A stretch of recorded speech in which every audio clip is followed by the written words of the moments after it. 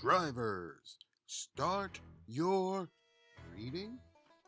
MotorSim Racing Magazine is the first and only magazine dedicated to sim racing. Every month we'll be covering the hot topics around the world of sim racing. So if you're looking to be in the know, go to www.motorsimsracing.com. You will find articles from your favorite drivers, leagues, and other prominent people in the sim racing community. Want an update of your favorite league? We got it. Want to learn the basics on finding a perfect league for you? We got it. Want to know more about how leagues are run? We got it. So remember, when you want to know what's going on in the sim racing world, go to www.motorsimracing.com.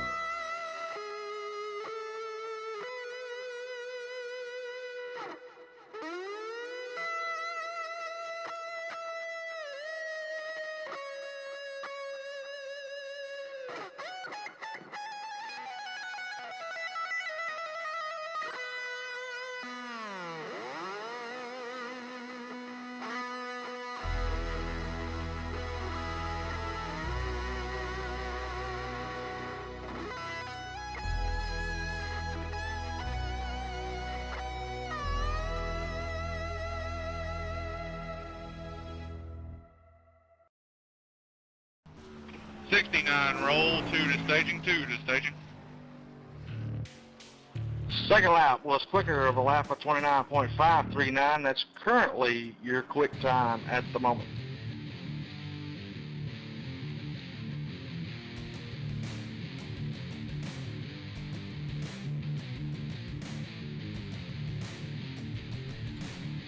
All right, ladies and gentlemen, welcome here tonight. We are live Charlotte Motor Speedway. I'm gonna tell you what, if you ain't got enough of this place, well, too bad, because we got some more tonight. Awesome under the lights here for the Grand National Series presented by MotorSim Racing Magazine. The Monday Night Thunder, boy. Awesome here tonight.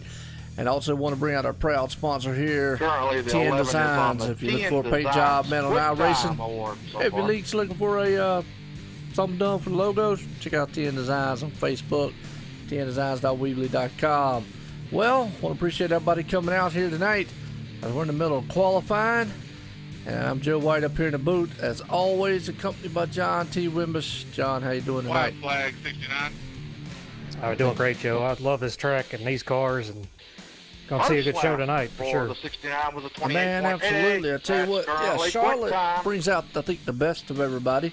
And we've had a heck of an all-star. I think it was all-star week last week. And we're concluding here. We got some Charlotte races here. And we're not done with Charlotte, because they got another 2 weeks here. We're going to actually have Racing Freaks, I believe, has got their big Charlotte race here. And for the, you know, kind of Coca-Cola 600 or whatever they want to call it. I forgot. I had to look it up. But second lap, quicker. Hey, this is an awesome track, man. We got Xfinity cars. TN Designs quick time. And you hear Michael back there, he's getting happy.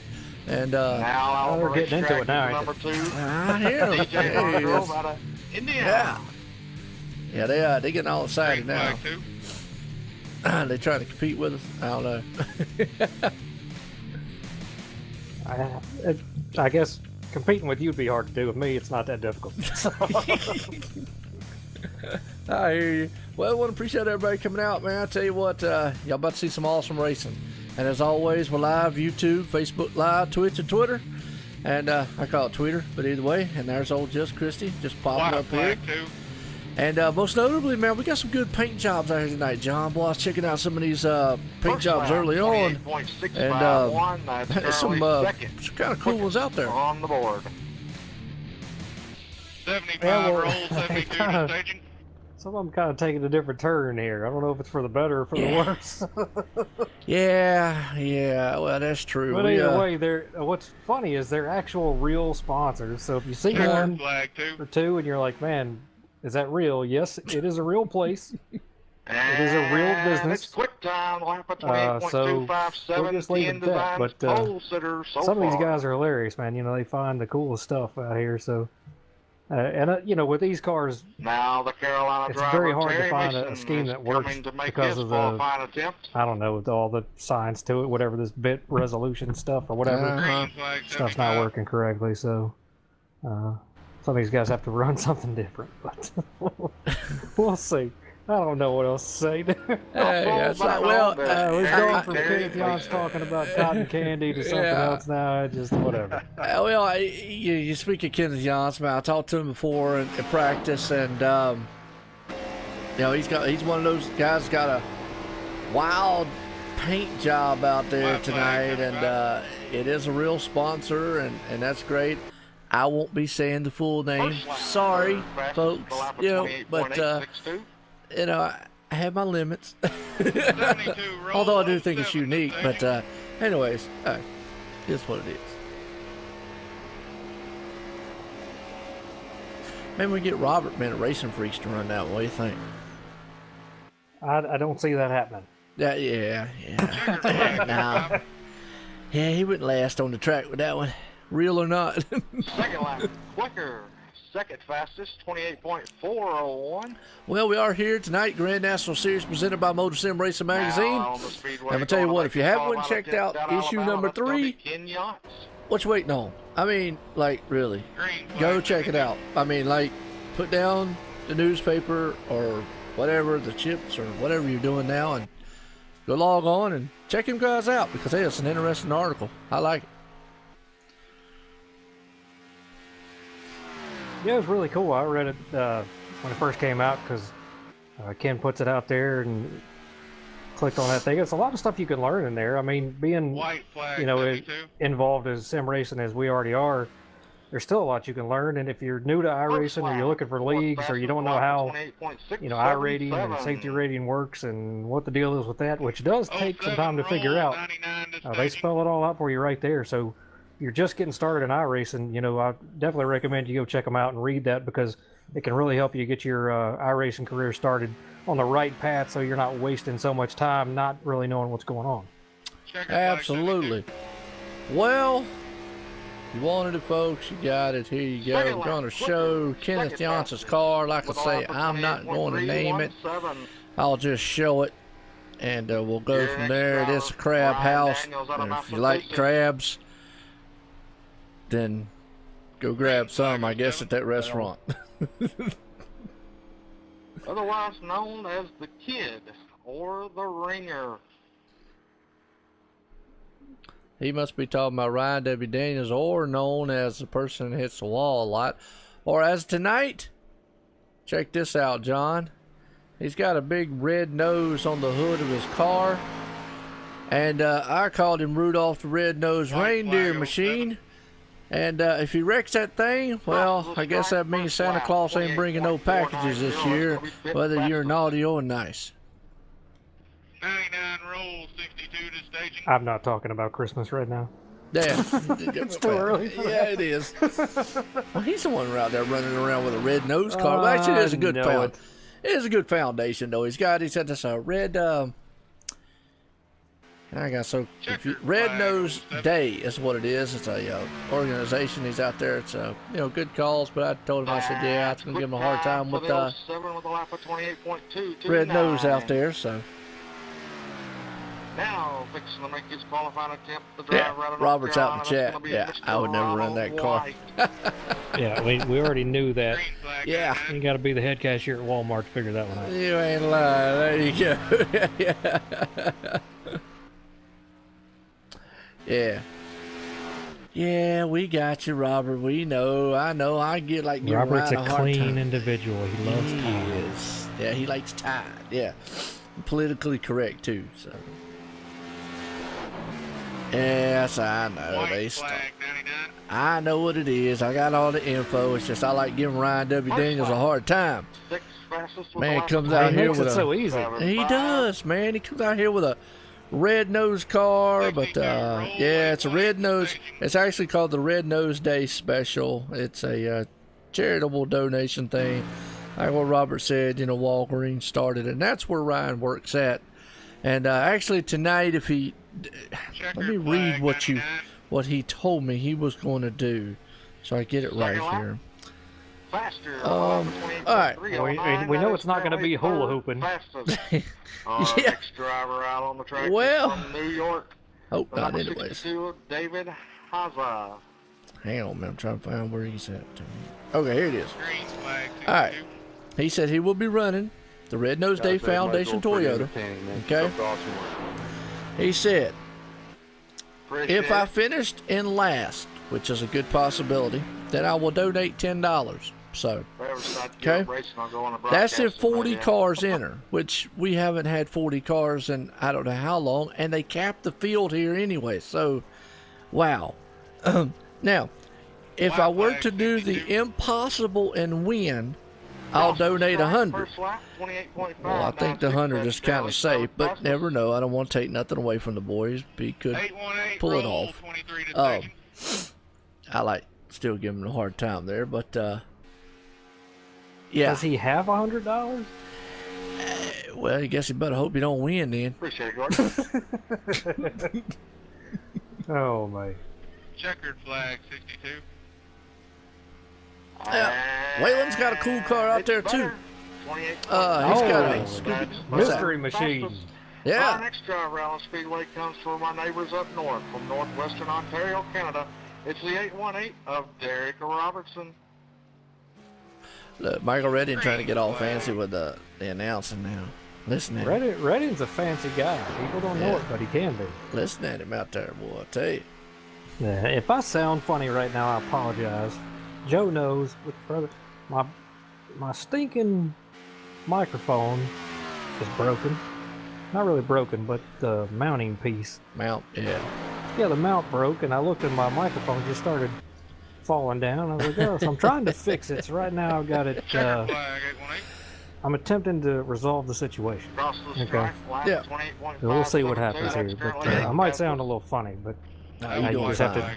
you just have to get over it, I guess. Yeah, you be all right. You be all right, man. 23 Doing good. roll, 49 to station. Well, TN Designs has got a number of cars out here. He's got the 07, the 11, and the 85. He said possibly the 34 and the 62 out here that he's done paint jobs for. So kind of keep a lookout for them, man. At TN Designs, Andrew Kennelly. Toyota. And It's going to be Jason Burgess. right now, Ryan's out in the chat talking about how he's on point with the Rudolph the Red-Nosed Reindeer machine. And Santa Claus is coming to town tonight. If he wins, that is, he'll be donating big bucks. Green I'm gonna flag tell you right 23. now, if he can beat And the likes he's of on Tyler Justice, Eric Tesh, David Levine, Mike Bruno, Spence Thompson, Waylon Lamb, if he can beat those guys, it. That's just a little tease. for I'll Indianapolis. donate $100. Okay. Heard that first right here, folks. All right, pressure's on, Ryan. There you go. White flag 23. And with that note, I'm going to go ahead and root for Ryan tonight. That's going to be my favorite. So there, you got even I'll tell more you right, stacked. if he gets a top 5, I'll donate 49 $75. roll, 54 to Okay, second. all right. It's getting good up here now. Ryan, I hope you're listening to Hey, all brother, this, if my it's you, I friend. messed up my qualifying there. He's probably now buried under his desk We're now, gonna put John. it. Hey, he asked for it. We're gonna put it on him. He Checker wants to flag call himself a 23. ringer. We're gonna call him the ringer when we go to those tracks. He Absolutely. wants to. Which I mean, don't look. We're giving him a hard time, but it really is cool what he's doing and trying to do and bring It attention is. to that and Yeah. raise money. So it's super cool, and 49 roll. I got no problem supporting the guy. So we Oh, just yeah. pick on Oh, him. You know, it's all in good Second fun. lap for the They do, 23 man. We like better. giving him a hard time, like, Ryan. But, he's up here on Wednesday and Thursday nights with me, man, calling the action. Did a great job last week. So we had ExtremeMotorsports99.com. Kicked off their season last week, been at Daytona. Tomorrow night, Wednesday night, and Thursday night. Man, I'll tell you what, we got Kansas, man.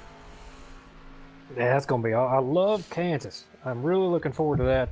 You know how I feel about super speedway racing, so Green flag 49. wasn't happy about the ending of my race Thursday, but probably one of the better super speedway races I had in a long time, being up front there a lot. But again, it was a lot of fun, man. You don't realize how difficult things are until you get around guys that really know what they're doing.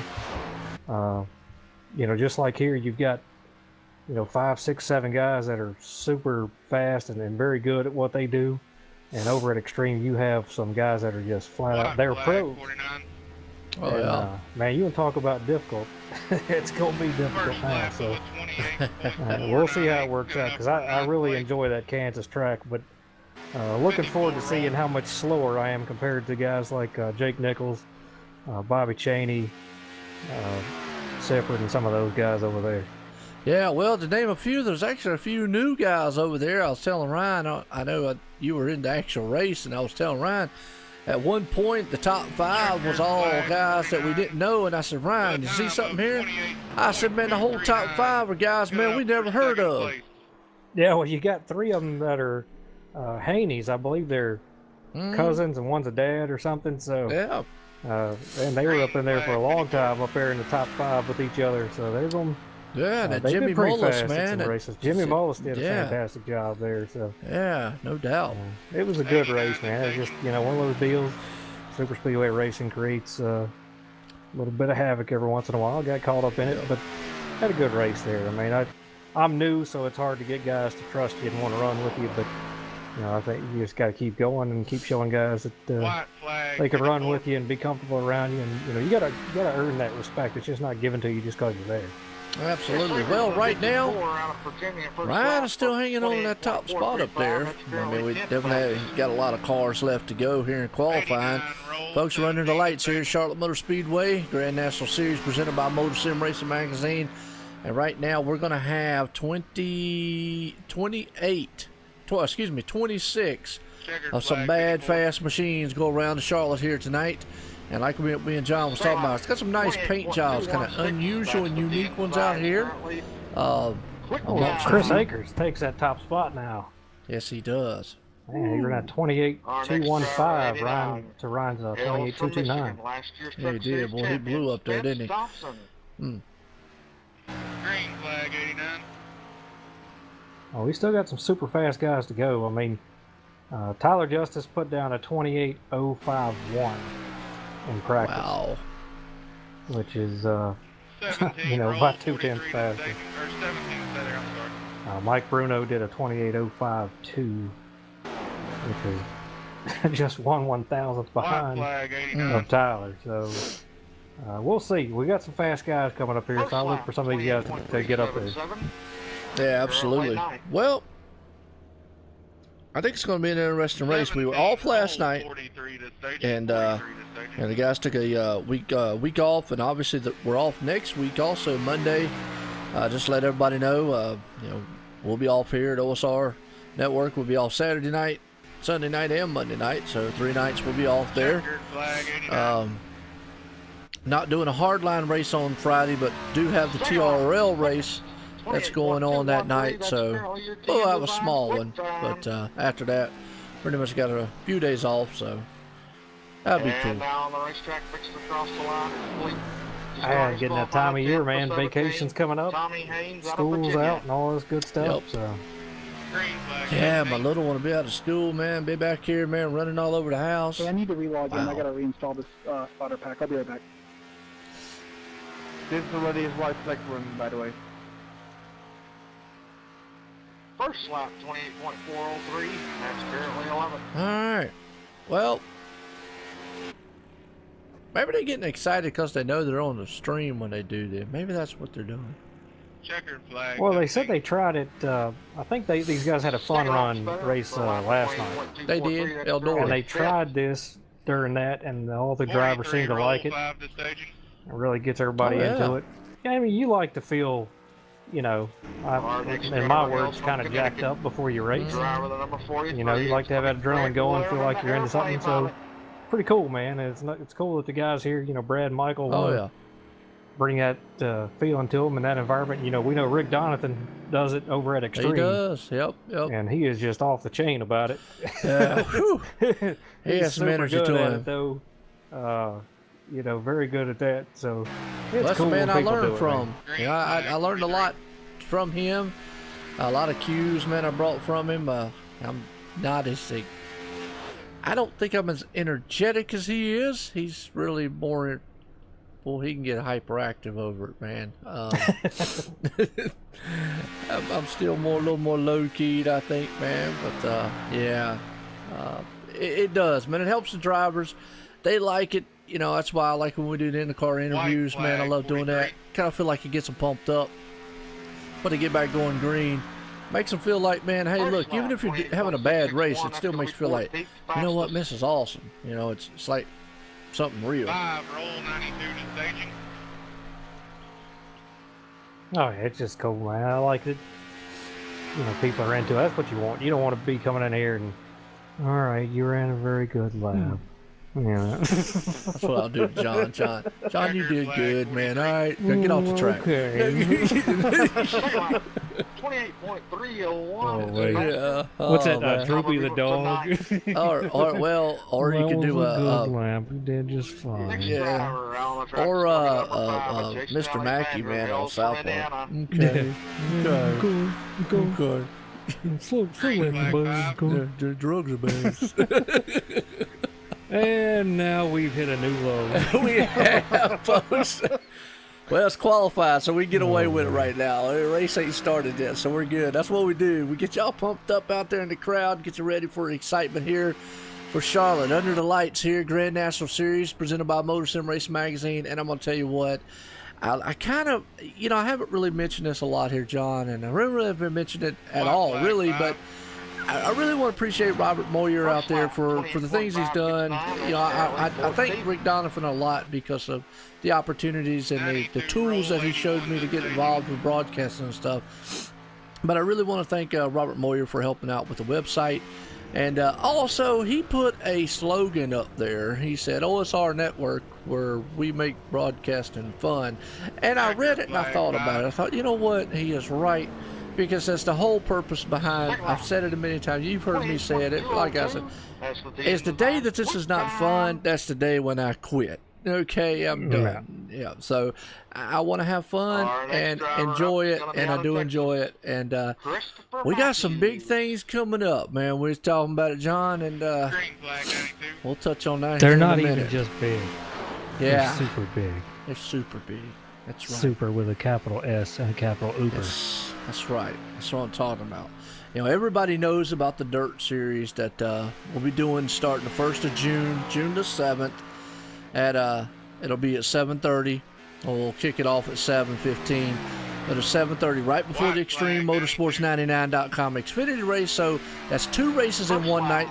That are spectacular. I mean, you're going to get your dirt feel, and then you're going to get your Xfinity feel from a heck of a field over there at Extreme. From 2 awesome leagues, nonetheless, John. SRA, Sim Racing Authorities, putting on the dirt, and Extreme Motorsports99.com is putting on the Xfinity. So that's just two leagues back to back. But the most important part, a lot of people don't know this now, and I guess they will here in just a second, is is that dirt race now will be on the iracing portal. Yeah, I got confirmation back, and started in June. We will put that on. I talked with Bobby. He's getting up the name for the league. He's getting a name for the for what he wants the series called. As soon as he does that, I'm gonna send in all the links to the guy at iRacing. We will be on the iRacing portal. We finally made that. That is an awesome thing. I've been wanting to do it for a while, and I thank all the people for letting getting there. So. Ladies and gentlemen, that means you've hit the big time. Yeah, woohoo. You're on the iRacing portal. When people log in iRacing, there's not a page that says, here are all the live races tonight. You can pick and choose. No, there's one. It's at the bottom. It's in yellow. People click it, people watch it. So Joe has hit the big time. Yeah. Bringing you all the action here at OSR Network, where you might pay for your whole seat, but you'll only need the edge. That's right. There you go. Good shot, man. We'll make a commercial of that. There you go. I've thought about it a long time. I said, awesome if it happens. If it don't, so, but, I heard back from him. He got back to me, Jack Davison did, and I do appreciate Manny doing it. I gave him my whole schedule, and he fit it in a time, and he fit into Wednesday night, 7:30. So we'll be on the iRacing portal from 7:30 for the Dirt Series. But then, hey, that, like I say, that don't include that. That don't stop for that night. Just because we're there, we're still doing ExtremeMotorsports99.com right after that. Yeah, it won't be on the portal, but hey, look, stay with us and come right on into YouTube. Yeah, I'll tell you right now. I mean, and I ain't just saying it because I'm in it, because I'm nobody. But you want to see some guys that know what they're doing and get some speed and race hard. Man, check out Wednesday, Thursday nights. They just do an awesome job, and it's just going to get better. We're at Kansas this week, and then we'll be at Indianapolis the week after. Now, I will say something about Indy. Let me tell you my story. Me and Ryan, what we went through at Indy last season. Last season at Extreme, Indy for the Xfinity cars was awesome. They went caution free, and I was like, wow. So I thought, okay, cool. Cup cars, no problem. Well, here we go. You know how I always like, pace cars taking the hard left turn off pit road. It does. And you got that long way to go, man, down the straightaway on what you call it before you get to the green. Well, as soon as that thing hit green, guess what? It hit green and bam, went caution. I was like, what? Okay. We spent the first 15 laps of that race under caution, because we had like 3 cautions within 15 laps. They had to do one of them because it messed the field up, made it go single file. Then they had a wreck at the one, and I said we ended up the whole race. We ended up about like 19 cautions or something. It was bad, but it was a good race, but it was bad. It ended under caution, and I said, you know what? We come out turn 4. I said, I'm wondering, man, if the dang pace car needs fuel and tires, man, by the time this one's over with, because it's the only one that's been on the track most of the time. Well, you got to think, when iRacing didn't know the all the geometry and everything of the car, that's a very tough track to get a hold of. I ran some practice laps there earlier today just to see what it was like, because I've never touched the track on here, and I wanted to see, and even then, entry, man, it's a little fishy. It's kind of suspect. So, I can only imagine what it was in the old Cup car, man. I mean, that'd be hard to get a hold of. But well, you're right, and that does bring up a good point. Now, obviously we ran it in the old style setup, and it was very slick. The Cup car the way it is now, Indianapolis probably is a lot better. So, and now the Xfinity car is probably going to be the one that who knows. So, yeah, you're right. Yeah, the thing that kills you is when you going out into the first turn right there, the shade from the stand almost makes it impossible to see your entry point. So that's where it's the worst right there. But just handling wise, it's not that bad, but I can only imagine how bad it was before. Well, look who just put up on top. Andrew Kennelly right there with a 28.196. That's a bad fast time he's got up there. Jason Alexander looking second. So got some new guys, man, putting him up top right now. Well, Andrew's shown a whole lot of speed here in the last couple of weeks and done real well with it. And again tonight running his special paint scheme, and some of these guys are still running their memorial banners, and Andrew's got me up on his banner again, so I appreciate that. Out of Illinois, that's going to be Mr. But, David Levine. Eric Teshka just now knocked him off the pole with a 28.141 to Andrew's 195. So, Yep. Getting down to business now with some of these guys that put down the quick times. Yeah, and you know, I tried working on it before the stream here, and the broadcast went live. But David is showing in a blue Ford car. I do not know why his paint job will not show up, White flag. and I have done 59. everything, so I'm just showing him in a.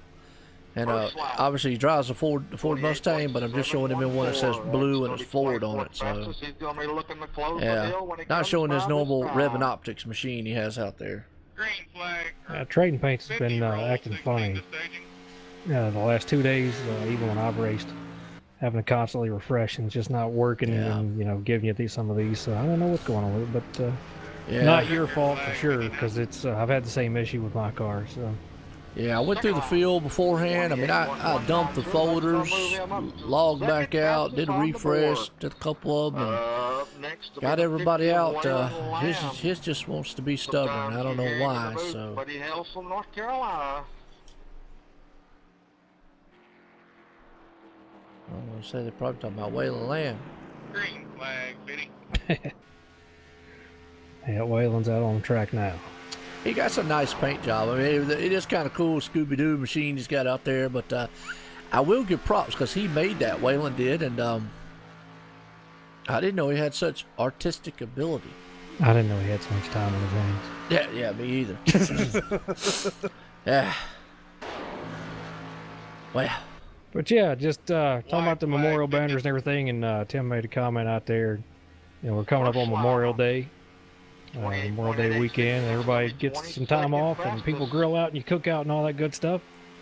16 And roll, that's 85 fine. to And that's staging. fun. We all do it. But let's not forget why we have that day. And Oh, yeah. some of us, like myself, served, and some people I know, friends that didn't make it back. And that day's about them. It's not about us that are still here. And it's very Second lap, 28.1. difficult time That's sometimes, gonna but move him up to second fastest. you got to remember, man, that Up our next, freedom Honda and our Speedway, everything we gonna be have the 16th. right now is a daily struggle. It's a Out daily of fight. Maryland, that's gonna be Aaron And it's been Brand. proven once again, Teammate unfortunately, to yesterday Waylon with that Lamb. bombing over in the UK Green at the flag. concert. Oh, yeah. That it's just a daily battle, and we've got to stay on top of it and stay vigilant if we want to, keep our freedoms, keep people safe. You may not like how we do things all the time, but it's in everybody's best interest. So always support the troops and understand that we didn't make the laws. We didn't do anything other than what we were told to do. So Yep, no doubt. that's all I can say about that, because I don't like making it about myself, because it's not. But First lap. Well, it's a good Yeah. thing. I mean, like I say, it's just like 4th of July, it's Freedom Day and all, and all of those are just important, like you said. We've become a commercialized society with Christmas, Thanksgiving, and all that stuff, but you got to remember all the other ones. Memorial Day, Labor Day, 4th of July, all those days, you got to remember what they mean, like you just said. So that's awesome. Second lap, 28.155. That's going to move him up to third fastest. Ooh, Up Aaron next will be Friend, the that's a teammate of 85 Waylon out Lamb. Mexico. That's Waylon gonna be Lamb, he's up there in Brad second Waylon. place. they're sharing good information, aren't they? Absolutely, they are. Right, looking good right now. Well, they're Those hanging are out. close times up front. Yeah, Look at they- that. Eric yeah. 141, Waylon 146, Aaron 155. Well, we hadn't touched on that they are running on a 65-degree track temp, which should be, in retrospect, awesome conditions. But again, we are talking about, we call it the B car. It's obviously the Xfinity car. Right now, we haven't seen anybody lose it, but I'm telling you, probably before this race is over, as their tires wear out, you're probably going to see some guys coming out of these turns, and that rear end's just going to snap loose. Well, I'll tell you, the biggest thing about these cars here is that you really can almost run wide open. So these cars, and that's why we're seeing these times that are so close. To about the top, 15 guys here. And you can run that way though almost the whole race. And it depends on how bad you wear your stuff out. Eventually you got to start lifting a little bit, pedal the car some. We will see some guys spin. We'll probably see some self spins and things like that. But It's almost like a super speedway where the guys are just going to be all on top of each other for, a long number of laps. A good run here as long as they can stay green. So create some interest in racing, being that close and side by side for such a long time. Yeah, absolutely. And that's one thing about Charlotte. It does bring out the best of guys out here. It's about like Atlanta on an awesome track day. Guys, say that sometimes it can act like a small restrictor plate style race if the track conditions are, warrant that. But so can Charlotte too. And right now we're seeing the times. You're right, John. We're looking at times that are very, very close. Eric Test still holding on to it up there. Waylon Lamb's right there second. Aaron Friend. And Zach lingering. Hey, that guy almost really stepped it up. He went from lingering around to saying, hey, look, I want to linger in Victory Lane again. So, and he did win the All-Star race here. He did. He's really stepped it up, man. We got to give him a lot of credit. He's done very good even before the All-Star break. Running up front, running, fast times and everything, but just really being very consistent. That's going to move him up to the third spot. Yeah, no doubt. Mike Bruno puts himself in third spot with that lap time of 28.153. Sim Spec PC Tower. Mike had to think about that one for a minute. That would be Mr. Excitement number 7. Let me show you how it's done right here. That's Tyler Justice, Mr. Excitement. The number 7 Sim Spec machine out there right now running around this track. Looking very good on his qualifying. So if y'all need any help up there in the tower, man, tell these guys going down, let me know. I think they're doing a fine job. They are, man. I just got to give them a hard time, man. He said they doing good. They're having fun. And that's the thing, man. They're having fun doing it.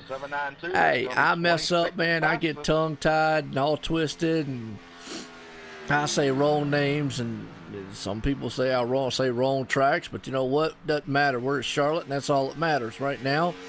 We're here at the Grand National Series presented by MotorSim Racing Magazine, about to see some awesome racing. These guys, and right now, Tyler Justice is showing us our best drifting job right there. Flag 7. Killer Steve. Second lap was Man, that's an awesome Von Griffin Jr. slide he had going on. Congratulations, Eric Test. And that's how these cars run, man. They could just step out on you in no time, but going to put Eric Teschko on the pole with a 28.141. Waylon Lamb second with a 28.146.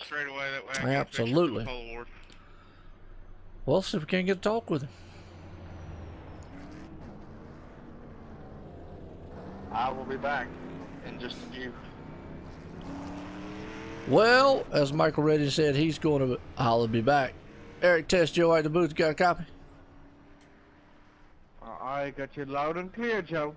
All right, well, good deal, because definitely you are loud, bad, fast here under the lights, Charlotte Motor Speedway. Grand National Series presented by MotorSim Racing Magazine. You got the hooligan gang out there, and I tell you, I know what they stand for, drifting.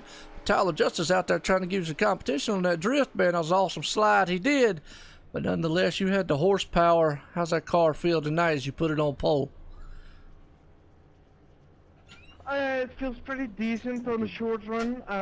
We're gonna see how it's gonna behave on the long run. We didn't have lots of runs today, so we need to figure out how it's gonna handle. All right. Well, get your coffee, wake up over that one. I know you're over at the Netherlands. It's about 5 hours different from us. You're probably going to need it by the time this race is up. Guys, man, it's awesome out there. Under the lights, Charlotte Motor Speedway. I was getting a trip, man, out listening to Michael and them call y'all to the line. That was awesome, man. It's all about having fun out here, gentlemen. Let's don't forget about that.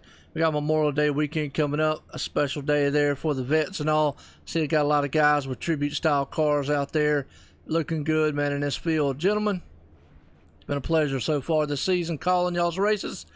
As always, keep the lug nuts and fenders. Maybe try to keep the motor. And somebody, please, man, calm Kenneth Yance down out there if you can. Either way, I'll see you at the end of this one. Good luck, gentlemen. All right, stage is set. Eric Test is on the pole. Waylon Lamb sitting second. We're about to get set to go green flag racing. I'm just going to say right now, if you can keep Kenneth Yance calm, then you have a gift from God. Well, so I don't know what Christy does, And if She's down here with him, around by it- the way. I know. I wasn't trying to give it all away. I knew that because he told me. But yeah. I don't know what you do or how you do it, but God bless you. Absolutely. But he's a great guy, man. Yep. Super to talk to. He does a lot for everybody. I mean, made paint schemes for us at the last second when we needed some for the League of Leagues race. Just does so much, and he's always got just in a great mood, good attitude. Doesn't matter if he's getting wrecked. Guys apologize and feel bad. I've done it, and he's like, "Man, don't worry about it." And some of us make jerks out of ourselves, and he's out here just having a good time. That is true. That is true. Well, Yeah, I'm glad you don't refute the fact that I made a jerk of myself. So you're like, yeah, that's right. You are a jerk.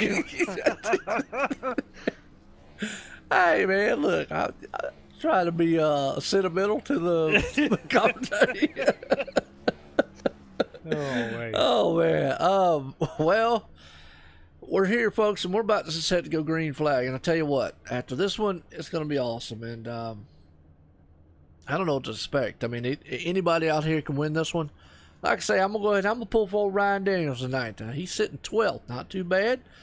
And he's got the red nose reindeer machine out there. Or red nose something. Organization. I forgot what David Levine was asking you in the race chat about his paint scheme, if it is showing up yet or not. I'm still showing him as a number 59 is just a Ford and a blue Ford. Yeah. I don't know why it's not. I'll do the best I can, but he's in the Berkshire Hathaway Home Services Raven Optics Ford Mustang. Well, we'll get an interview with him, and I know he loves saying that. He says it so fluidly, but yeah, you're actually seeing him right there on the stream. It's actually, I don't know why, folks. I've cleared my folders twice now. Once before I came in, I did it again. Went out to session, came back in. Everybody is showing right, and I've even shown the new paint jobs out there. It is just his will not. I don't know, not showing up. That's crazy. Yeah. It'll be yeah, I hate it. I hate it. It's doing that. He's a realtor, people. Yeah, that's the deal. You want a house in the Carolinas? David Levine's the guy. And he's driving a Ford. There you go. Berkshire Hathaway Home Services. Raven Optics. Yeah, it's a different company though. It's always on his car. Yeah, I know. Look, people, they gave us a day off. You can't give us a day off. Because I've been so bored, dude. That's it, man. We got pumped up, man, with excitement. I am, because I just like to have a good time. Normally we have slept. a couple days of it. Yeah, you know, you're like, all right, well, we get all the fun out in like one day. We come in here and we're like, let's say a couple things, but today's it. We're having fun. I don't care. That's it, man. If you don't like it, leave. Just no, don't leave. Don't leave. Don't leave. Don't leave. Just mute Stay. it. Do what I do to Britney Spears music videos. Yeah. Well, then they won't be able to hear us, man, if they mute it, man. Come on now. Yeah, that's fine. They can just watch. It still counts. That's true. That's true. Yeah. Nobody listens to me anyway. Yeah. Nobody comes in here and is like, I can't wait to hear what John's got to say today. This is about Joe. I can't imagine they coming in and want to listen to what I got to say either. Well, it's your channel, so they gotta like that. Oh yeah, there you go. Yeah. Start time here in about probably how long we got left there, John? I think we got about a couple minutes. Whenever Michael Redding decides to hit the button. Yeah, Michael. It's a little different here. Sorry, Aaron. A little different here than as we say that. Here we go. Yeah, a little different here because he does it on a different timer and whatnot. They do a little different things than what most of our leagues that we're familiar with here. But folks, I hope you're ready because we're about to get set here. Do some awesome laps here tonight under the lights, Charlotte Motor Speedway. Let's get done with the grid in order here because the man from the Iceman for the Neverlands puts it on pole. Eric Test tonight. Waylon Lamb right there in second. Man in third, Mike T. Bruno looking good in that machine he's got. Aaron Friend, teammate of Waylon Lamb, starting fourth. Zach Lingren, well, I'll tell you what, here lately he's been lingering around up front and hoping to get another victory. It was an all-star winner this past week. Starting fifth, David A. Levine was just talking about him. Starting sixth, Andrew Kennelly, seventh. Jason Alexander, eighth. Christopher Matthews, ninth. And there's the champ for the Monday Night Thunder Series and the Truck Series. Spence Thompson starting 10th. And as we look to the rest of this field, and most notably we see Ryan Daniels right there in 12th, looking good for him. But, man, I tell you what, star-studded. I like saying that a lot because, you know, I don't want to take anything away from any driver out here anytime, any day, because at any time one of these guys could step up, man, and steal a win. We've actually seen a couple new guys starting to bring it and pour on, John, as we're still, you know, it's anybody's ball game, really.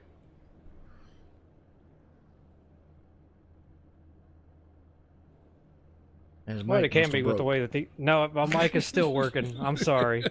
My entire family just walked in. My wife awesome. and Well, hey, all three of my John's kids. wife. How you doing? And then she's sitting here, look, because I got my mic propped up on this box that it came in, and she's freaking out thinking I bought something else. Well, what? Hey, John's wife and kids, how y'all doing?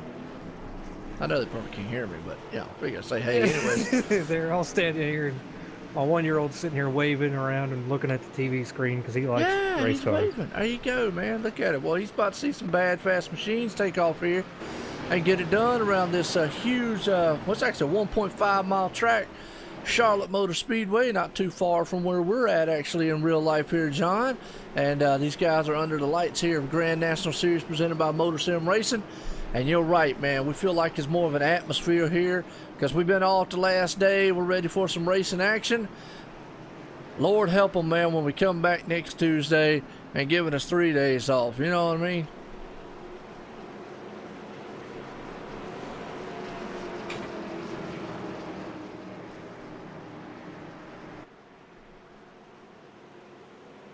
All right, well, here we go. We're getting set here to go. As that pace car's coming out of turn number 4. They get the lights off here. Lights are off here on this huge track. We're under the lights right now. It's going to shoot off down the pit road. Eric Test, Iceman from the Netherlands. He's going to send them sailing. He's going to handle right through those gears. 1, 2, 3, 4, all the way through, heading into turn 1. It's race time, folks, here. 2x2 stacked up, nose to tail, going into turn number 1. Looking good as they're doing it. Well, Waylon Lamb gets a little dicey right there beside Zach Linger as they're door to door. And Mike Bruno did not cut Eric a break at all, did he? He took off right with him. Yep. All the way up his bumper area. We got Zach Linger and Waylon Lamb side by side. Andrew Canelli right there with him. Absolutely. Oh, and David Levine, well, he gets pushy and heads up the track just a little bit there. Well, that number 59 machine almost got into the side there. That's something we ain't talked about a lot. These cars might be a caution. Oh, well, we're under caution. Yeah, something we haven't really talked about is probably going to get tight a little bit. Oh, the car is already tight to begin with. It's a 00 coming out of 4. Okay. Well, let's get a replay here so these the viewers can actually see what happened. Because I know that's what they come for. They come to love to see all these action and wrecks and stuff.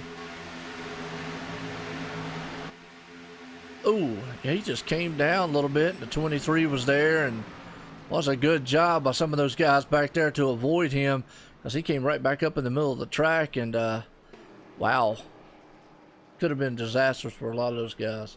And that's kind of what I was talking about in the pre-races. You know, kind of like super speedway racing. You're almost full throttle all the way around here, especially on new tires, and all it takes is one little slip up there. But this car is really tight. There's a point in your steering input when you're turning left. You just feel like that's as far as you can go. If you go any further, the car is going to spin out. So you've got to be the steering is very touchy here. Yeah, absolutely. Well, I want to welcome everybody out here. Tonight we're under the lights here at Charlotte Motor Speedway here. At 150 laps here, some bad, fast machines. The Xfinity cars, we call them the B cars here on iRacing. And looks like Eric Tesh might, well, I thought he was going to go on pits, but decided not to. But we're the Grand National Series presented by MotorSim Racing Magazine. I'm Joe White up here in the booth, as always, accompanied by John T. Wimbish. And if we sound like we're a little hyped up, well, that's because we were off last night, and I took my sinus medicine and went to sleep.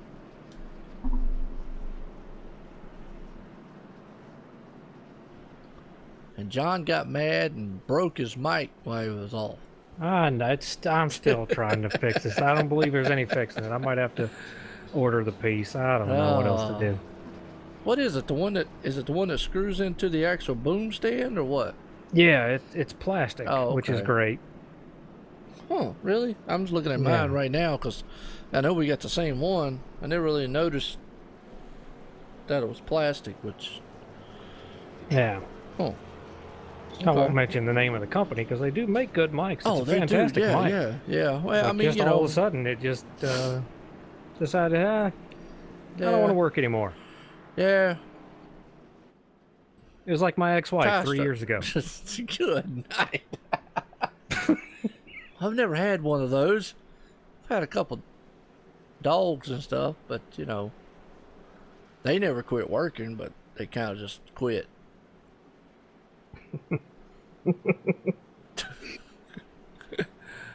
It's awesome, ain't it? Oh, man. Well, lights off on the pace car. Looks like we're going to get a quick caution here and get back underway because, boy, these guys was getting awful dicey up front.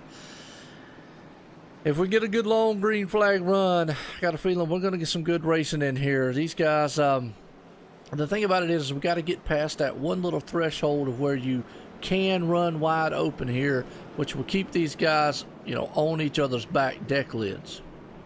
Well, the thing is, you got some guys that feel like they can do it longer than others. I'm not one of those guys. I like to take care of my equipment, take care of my tires. But you're going to have some guys here that want to push it. So that, you know, creates an issue itself. And that can start at the front. So, if if these leaders get in trouble, that can cause a problem for a lot of guys in the field. Absolutely. Well, Eric Tess still the man out front. Mike T. Bruno's right there beside of him. Now, he's running a Sim Spec machine out there also. I like that. Him and Tyler Justice are running both of them. And now you talk about Tyler Justice. That slide actually hurt him in qualifying and has put him back in 21st position right now. As the pace car's in, they're set green flag in the air. We're back racing again, folks. Lap 6 here of 150. Boy, you listen to that. That's V8 power, man, just storming off into turn 1. And these guys are stacked 2-2 all the way back. Yeah, and these cars really take about a lap or so to really get up to speed. And the car gets faster as you go on the restart. So your first lap's not great. Your second lap's pretty good. Your third lap's the best. So that's why you see Mike Bruno making a move right here on Eric. Takes that spot away. Zach Linger and Waylon Lamb behind him. Absolutely. Right now, these guys, man, are looking good. They're single file up front. You got Mike T. Bruno right there. Then you got Eric Tess in second. Zach Linger in third. Waylon Lamb fourth. Behind them, though, they're stacked 2-2 side by side. And right now, looking very good as they're storming off down the back stretch. Waylon Lamb's on the outside. Zach Linger. They're going to go, but he's going to get held up just a little bit by the 96 machine. Yeah, and Eric's probably trying to take care of his stuff, as like I was talking about here. You can push it, and just because the car can do it doesn't mean you want to do it, because you'll find yourself, just like we've seen Eric in the past, passing guys here in about the next 10 or 15 laps. Yep, absolutely. Right now, look at Andrew Kennelly. Looking very good. He's in that 5th spot. Nice looking number 8 machine, a Budweiser 10 design machine. Right now, we're looking at Scooby-Doo, man, and he is trying to solve the mystery tonight of how can he put it in victory lane. The number 50 machine of Waylon Lamb, he's all over the back deck lid there. The Miller Lite machine of Zach Lingering, and that's another guy. Well, I'll tell you what, we said a lot of times, John, he would linger around, but look at him go. I think he's figured out Charlotte. Yeah, well, he's not really lingering around back at, just top 10s anymore. The man's lingering up front all the time. So if you run up front enough, the wins will keep coming. Absolutely. Right now, he's got his hands full of Waylon Lamb, man, and that Scooby-Doo machine. But he is also all over the back deck lid of Mike T. Bruno, who used to probably be, we consider probably one of the bad, fast guys here. Well, it seems like now cats are catching up to him. Like we said, we're seeing Zach Linger all over his back deck lid. As like I said, it's a nice paint job Mike's got out there. Not normally running something like that. He's got like an RC machine or something out there, but tonight he's running a Sim Specs machine. And that's a guy that shows a lot of speed too, is Mike Bruno, always finishing up front here. Just a strong contender here in the Monday Night Thunder Series. Where, no matter what type of car he's in, he always seems to figure it out and run up front. Yeah, right now, if we go back to 10th spot, because it's a good battle. Oh, and Levine is loose. Looked like he got some help. David Levine? Yep, and the 5 is spinning. We got a big wreck coming off here. Yeah, I saw and that. And the 7, Tyler Justice, is on his lid. Well, saying they were actually back there racing pretty hard back there. Spence Thompson in the 10th spot and all. They were actually door to door. I got a feeling, like you said, when David Levine, he kind of got checked up the field. So Ryan Daniels got through that. Looks like. Let's see what happened here. Oh yeah, checked the whole field up, and that's what happened. Is the 5 had nowhere to go. Oh, the 7, like you said, Tyler Justice, he's ooh. Yeah. It just created just a bottleneck between the 17 and 92. And who was that? Michael Redding in the 49. Yep. Tyler Justice in the wrong place at the wrong time here in the middle. Yep, absolutely. Yeah, you're right. I mean, and that's what happened. So, well, pit stops. Mike Bruno decides he's coming down pit road. A lot of everybody else, Zach Lingren and Waylon Lamb, decides they're not. I think it's a good move. I'm going to tell you right now, if I can get tires, I'm getting tires. As much as soon as possible. I mean, you know, we've had 5-7 laps or so, but tires are just unbelievably helpful here. All right. Well, I'll tell you what. Let's see if we can't get a talk. Well, Zach Lingren. Zach Lingren is Joe White in the booth. Got a copy? Yeah, I got you, Joe. Go ahead. Well, Zach looking good. The number 85 machine. You're up front there. Kind of unique pit strategy you got going on here. I think it's going to pay off, man, not going into the pits as everybody behind you there kind of went into the pits to get tires and fuel. But how's your car feeling so far? That's feeling pretty good, Joe.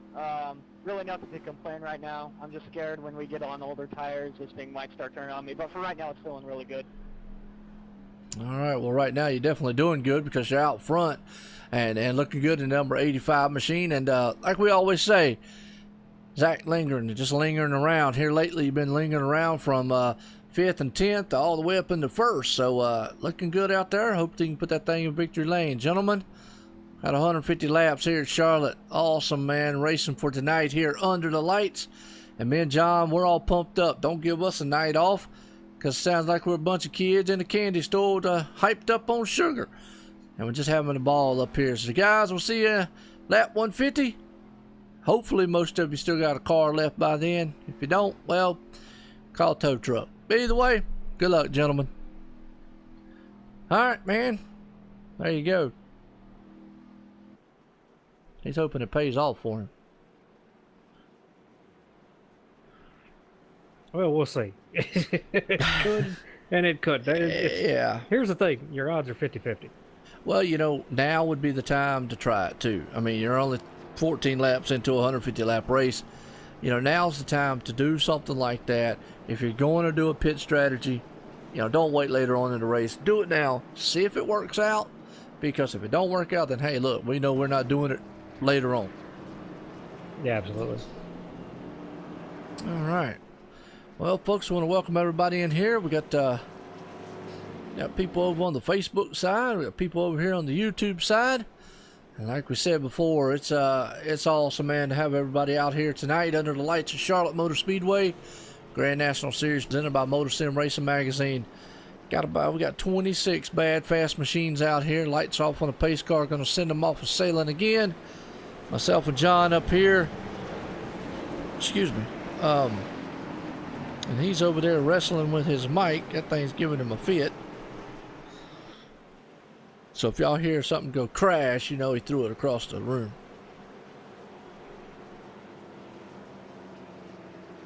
And that might happen before the night's over here. Absolutely. Well, let me know before you do it. You know, yeah. I don't want to sit here going, John, you okay? Hey, John. Copy, John. Are you still there?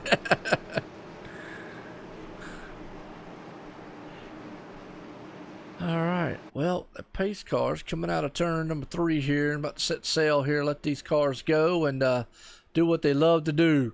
Rev high and go fly. And that's what I like to call it, man. These guys, man, are going to roar to life here in turn number 1. As right now, Zach Lingren's out front. Waylon Lamb's right there behind him. It's the Evil Knievel himself. That's old Michael Redding. He's cranking through the gears himself as they head off into turn number 1, side by side. Waylon Lamb is with old Michael Redding.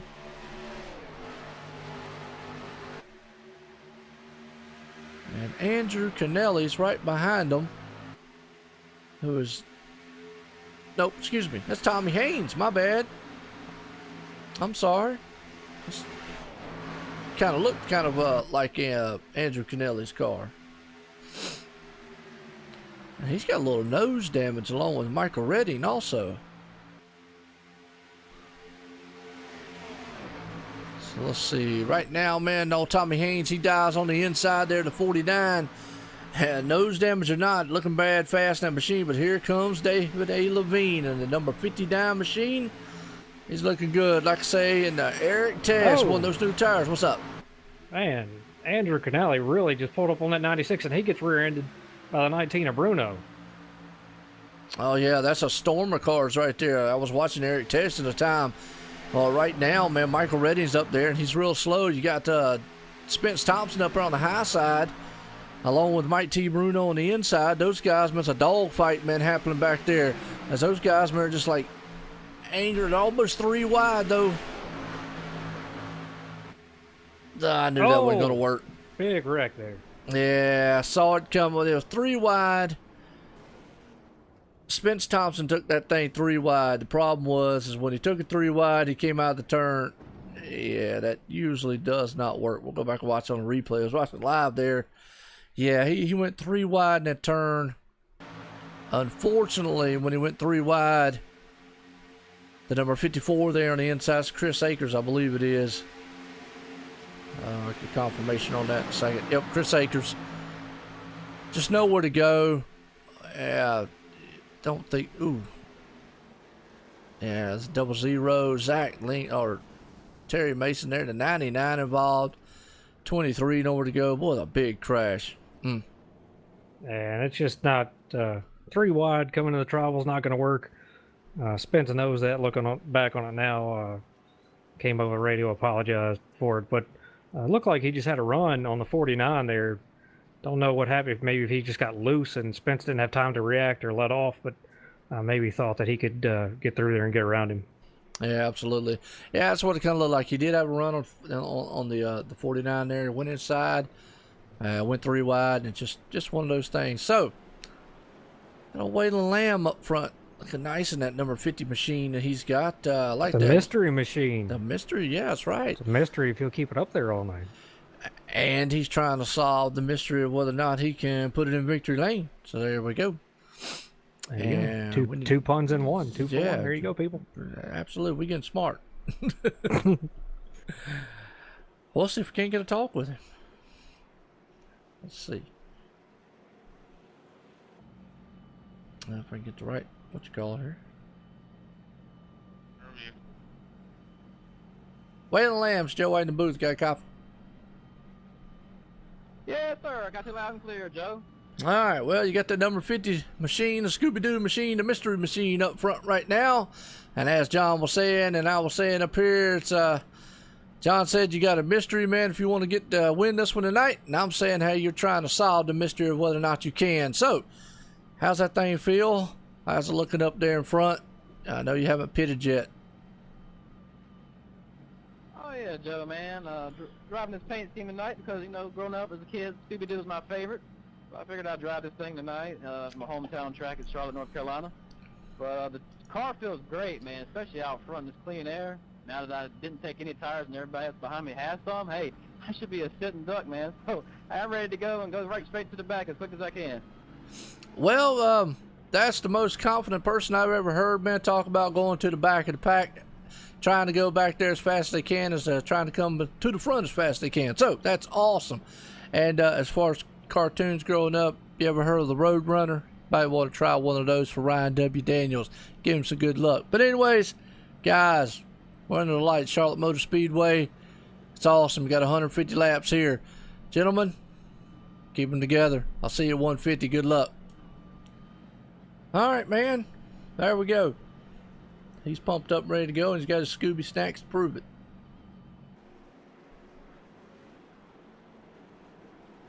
Well, he's got a good car, man. He's been up there all night long, and I think his track suits Whalen really, really well, and we'll see how it goes. But the good thing is, I think Whalen's very good with a loose race car, and luckily for him, this car will get that way if you stay out on those old tires. So we'll see how it works out for him.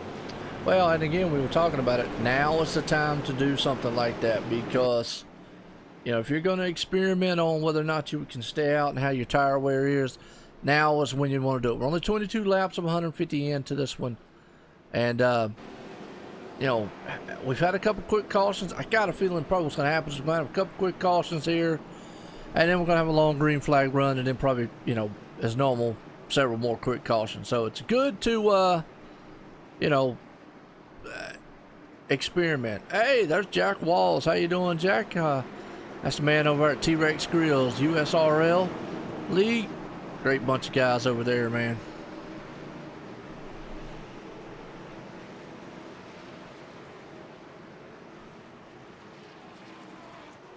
All right.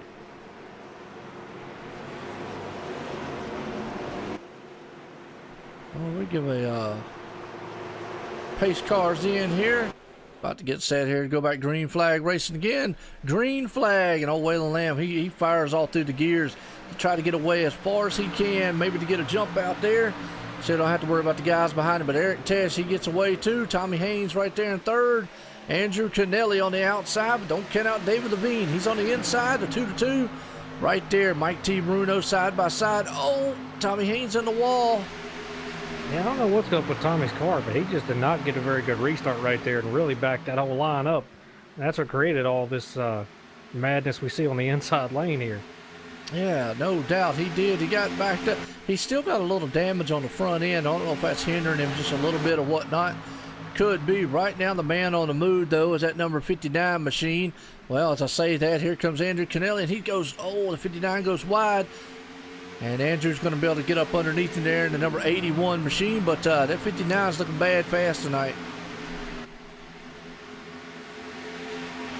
Yeah, he is so far. He's got to stay out of trouble. Oh, Bruno gets loose coming off the floor right there.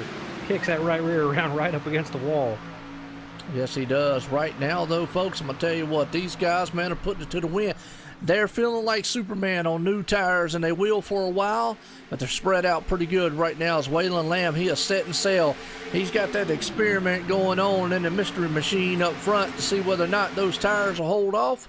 And right now, they're holding off very good. Eric Tess is right there trying to run him down in his tire tracks. Mike T. Bruno's following in the footsteps of Eric, and you got David A. Levine, so you got some crafty veterans up front there, John. Yeah, Mike Bruno, I think, back again, showing that speed that he's got. He pitted. He's got tires here, so he's doing a great job, but really just showing speed the whole run. And the draft here does come into play, so if you're wondering about that, it does help. Center off, not so much, but pulling down the straightaway does help some. Absolutely. Right now, Waylon Lamb still a man out front on a mission here. Eric Tess hold on to second place. There's a battle. Mike T. Bruno is on the inside. Here comes Andrew Kennelly. Where'd the 59 go?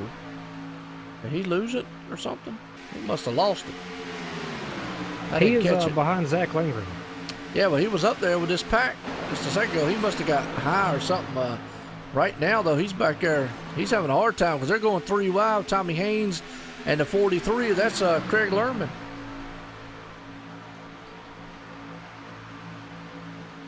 Yeah, right now the 59, he's having trouble. David Levine is having an issue trying to hold on to that machine. I don't know if it's a tire issue or what. But right now, boy, I tell you, hey, don't count it out. Look who's coming up, man, being a little crabby, man, coming up in there in 10th spot. That's the man right there, Kenneth Yance. Check him out. He's got the, I'm going to just say, Dirty Crab Shack. How's that? That still doesn't seem much better, but we got a big record. Oh, we do. Who was that? Was that Mike T. Bruno? It looked like it. It went by so fast. Yeah, because I think it was a sim spec when it was up front. Oh, yep. It is Bruno. All right, well, let's go back on the replay here and let the viewer see. All right, see what happened here on this this deal. He was up here battling real hard with Andrew Kennelly. Eric Tess right there. Oh, he just lost it coming out of the tri-oval. Wow, Now, I've never seen a car. I mean, I'll tell you what, Kenneth Johnson and them did a good job missing him. But I don't know about you, John, but that car just wicked stepped out from him on the trioval.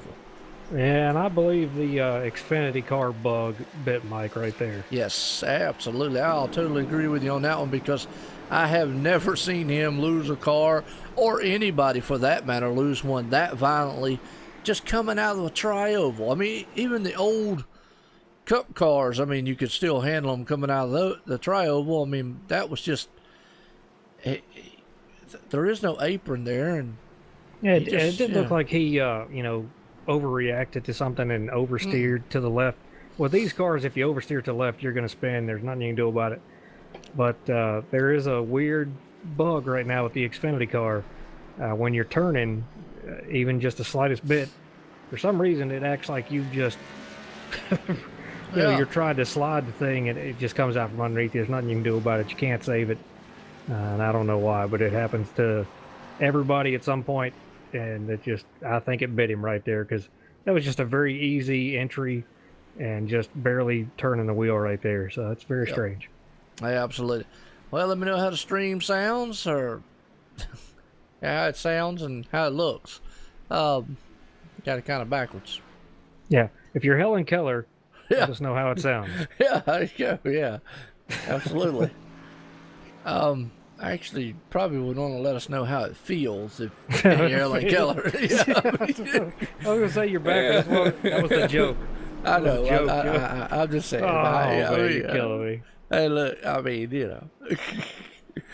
Feel the vibrations. Yeah, Feel the vibrations. Yeah, turn your subwoofer up, Beach man. Boys. Yeah, turn your subwoofer up and be good to go. Yeah. All right, well, Waylon Lamb decided to stay giving out. us days off. Yeah, they do. They gotta stop. It really hurts. Get out of control. Yeah. Waylon stayed out again. Yeah, he did. Do you think that's a good idea? No. Yeah, I mean, once or twice, yeah, third time, okay. Now you're, because everybody behind him went into the pits. So now you're kind of asking for these guys to blow by you. And Ryan W. Daniels and the Rudolph red-nosed car, or red-nosed day machine, it's got a big red nose on it, it's all I know, folks, okay? And he's out front right now. He's in second. I don't think he went to the pits either, but he's got some damage on the front of that. So he's got a ton of damage on. Yeah, we're going to see how long he is able to keep that machine up front. I would say entry to 1 and 2. Yeah. Well, anybody want any bets out in the chat? Who stays up front quicker, Waylon Lamb or Ryan W. Daniels? Hey, I appreciate it, Tracy.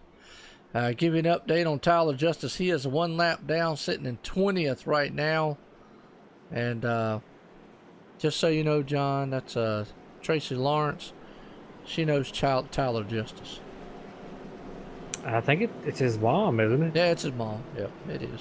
Yeah. And it's actually his dad out races out here too. Well, that's cool. Yeah, I saw him. I forgot what series he races in. I think he races Sunday night, if I'm not mistaken. I think so. Well, I'm just really, interested to hear, make sure y'all can hear the car sounds, hear us talking up here, so cool. I'm always, wanting to get everything level. It's a non-stop thing with me, okay? That's all I'm saying. It's going to be interesting to see what Waylon can do here, staying out on those tires, and yes, guys behind him going to be on tires, and I don't know, man. To me, that might be pushing it just a little bit, but man, it's still early on. It is. I mean, we sit up here, we can question it all day long as pace car is going to duck off down to the pit road and send these machines, so all our answers are going to be answered, basically, or like questions. Anyways, we're back to green flag racing, folks, and Waylon Lamb is taking off, and Ryan's holding on better than I thought he would right there, but also Aaron Friends, a man on the back deck, But here comes Eric Terrace. Is he coming on the outside there, Ryan? Looks like he's going to take over the red nose right there a little bit. Yeah, I think Ryan's just going to move down and try to stay out of the way here, as he's got a ton of damage.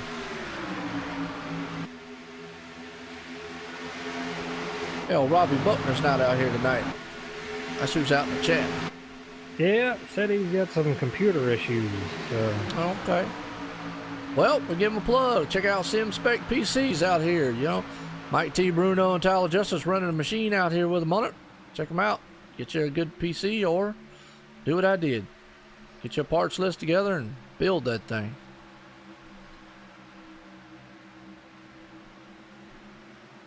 Right now, a good battle going on back here. You got Ryan. He's in the mix of it. All right, it's going to be all for naught here shortly. As right now, David A. Levine's looking good as he went around them. Got Craig Lerman right there stalking around at the top. Boy, I'll tell you what, Andrew Kennelly side by side. Chris Akers, he was involved in an accident early on. He's right behind him. There's Zach Linger, and he's back up there lingering around up front. They're taking a 3 wide to back. 3 wide. Yeah, 3 wide there. Zach got ahead of him there, so Chris Akers takes it to the outside. Ryan really pushes up from the center off. He does. He's got a lot of damage right there, man, in that car. I think that's hindering him a little bit. Well, I'll tell you what, man, on the move, though, that's old Kenneth Jans. He's put us up in the 9th spot right now. He's looking very good in the crab machine. He must be a happy man. Christy needs to come visit him more often, because he's been running good ever since she came down.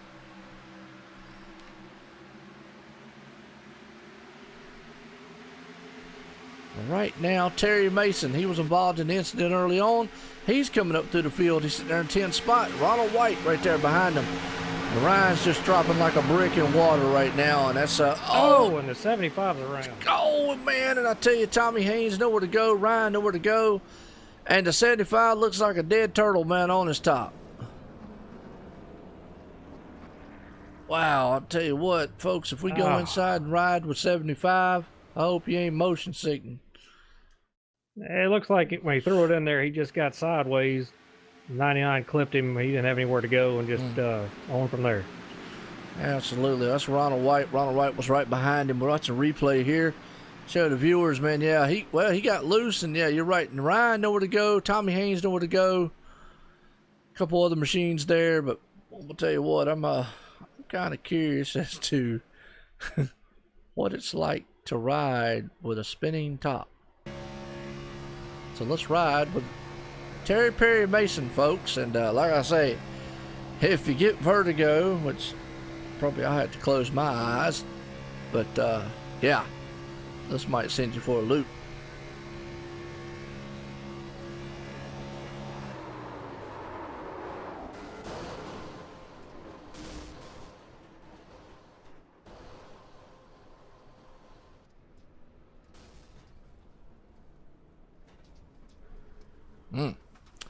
What a ride.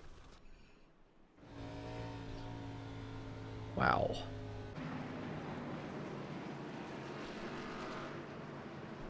It's kind of interesting, though. Waylon is yet to go into the pits. Today is World Turtle Day. Yeah, I like turtles.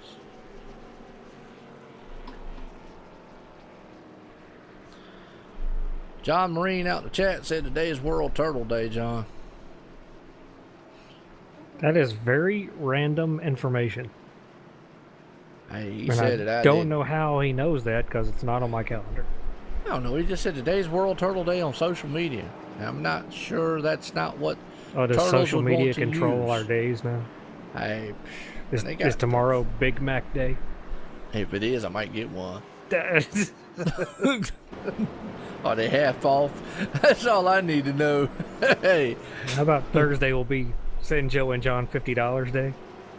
See, that'd be a good day right there. Now, I love that day already. It would be. Yeah, we should get that trending. Hashtag send us money. Yeah, there you go. Send money. No doubt. Well, right now, Aaron Friend, actually the two teammates up front, Waylon Lamb and Aaron Friend. So it's kind of unique. I think Aaron went in to the pits. Waylon hasn't. So maybe they've got some strategy going on here, John, we just don't know about. One of them's out there trying to test early to see if it's going to work out, and it has worked out. I mean, I will give credit to the number 50 machine. He's been able to hold his own up there. So maybe track position here might be king over awesome tires. Well, it definitely helps. I mean, you just don't want to be back there in the back. You got nowhere to go, and that's a problem. And we see some of these guys making those moves 3 wide and all that. So, I mean, worst case scenario is he stays up front. You know, he gets outside the top 5. Yeah, true. Agree with you right there. And John said he saw that on Twitter. Thought he'd pass it along. Well, we appreciate it. Not quite sure that that's how turtles are going to react, though. I've seen a few of them on their top. They kind of like flapped their little arms around. And a turtle flapped its arms. I don't know. They got little feet, man. You know, they got feet. Yeah. You know what would really be terrible? What's that? To be a claustrophobic turtle. Yeah. Well, the only person we'd ever be able to ask about that would be like the Ninja Turtles, because I don't think there's any talking turtles out there to be able to find out. You know the Ninja Turtles aren't real, don't you? Are we going to ask Ninja Turtles something? Wait, what are you trying to tear up my childhood now, man? I mean, come on. Yeah, I mean, that's kind of... Come on, man. The claustrophobic turtle, that was comedy gold. I know it was, but it's still, he's know... scared I mean, inside, he's scared outside. I know, he's got a big... Yeah. Combat cold cuts, too. All right, folks, we're at lap 42, about to be 43 here of 150, and I'm going to tell you what, this race has been a good one so far. It's about what we thought because of how close these guys are running, how well they can run as we get set here to go back green flag racing again. Waylon Lamb, a heck of a pit strategy. Me and John up here is kind of questioning it, but right now, hey, you can't question if it works, and right now it's working. He gets a good jump, and he set sail, man, to head to turn number 1. He's hammering through the gears. And his teammate, Waylon Lamb, or actually Aaron Friend, pulls in behind him right there. Eric Tess right there follows in line. David Levine sitting in 4th. Zach Linger in 5th are all nose to tail. You got to go to 8th place back before you get them 2 wide side by side. Yeah, oh, man, Aaron really cut the nose off of Eric Teschka right there. Eric trying to go to the inside.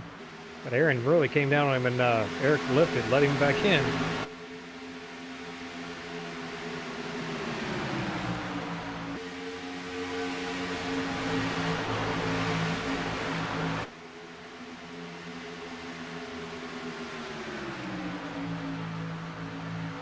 Got a tight battle here between David Levine, Zach Langren right here, and Andrew Cernali.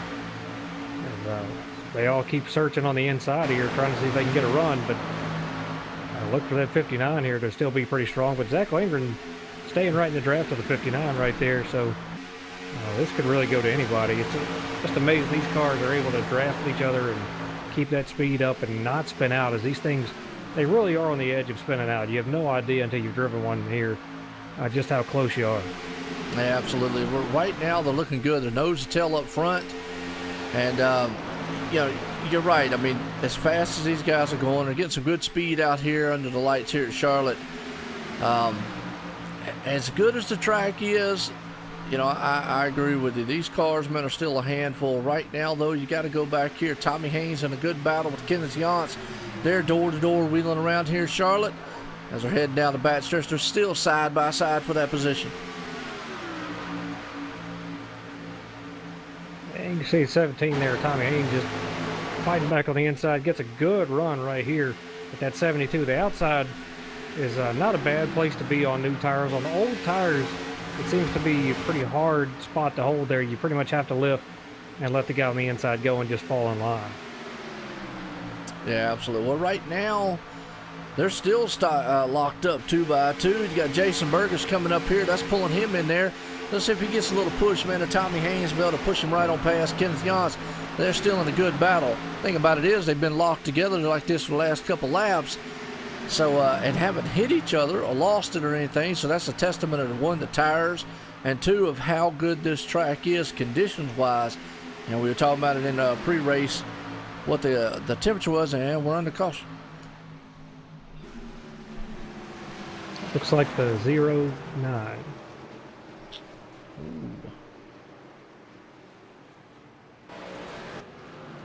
That would be Aiden Young.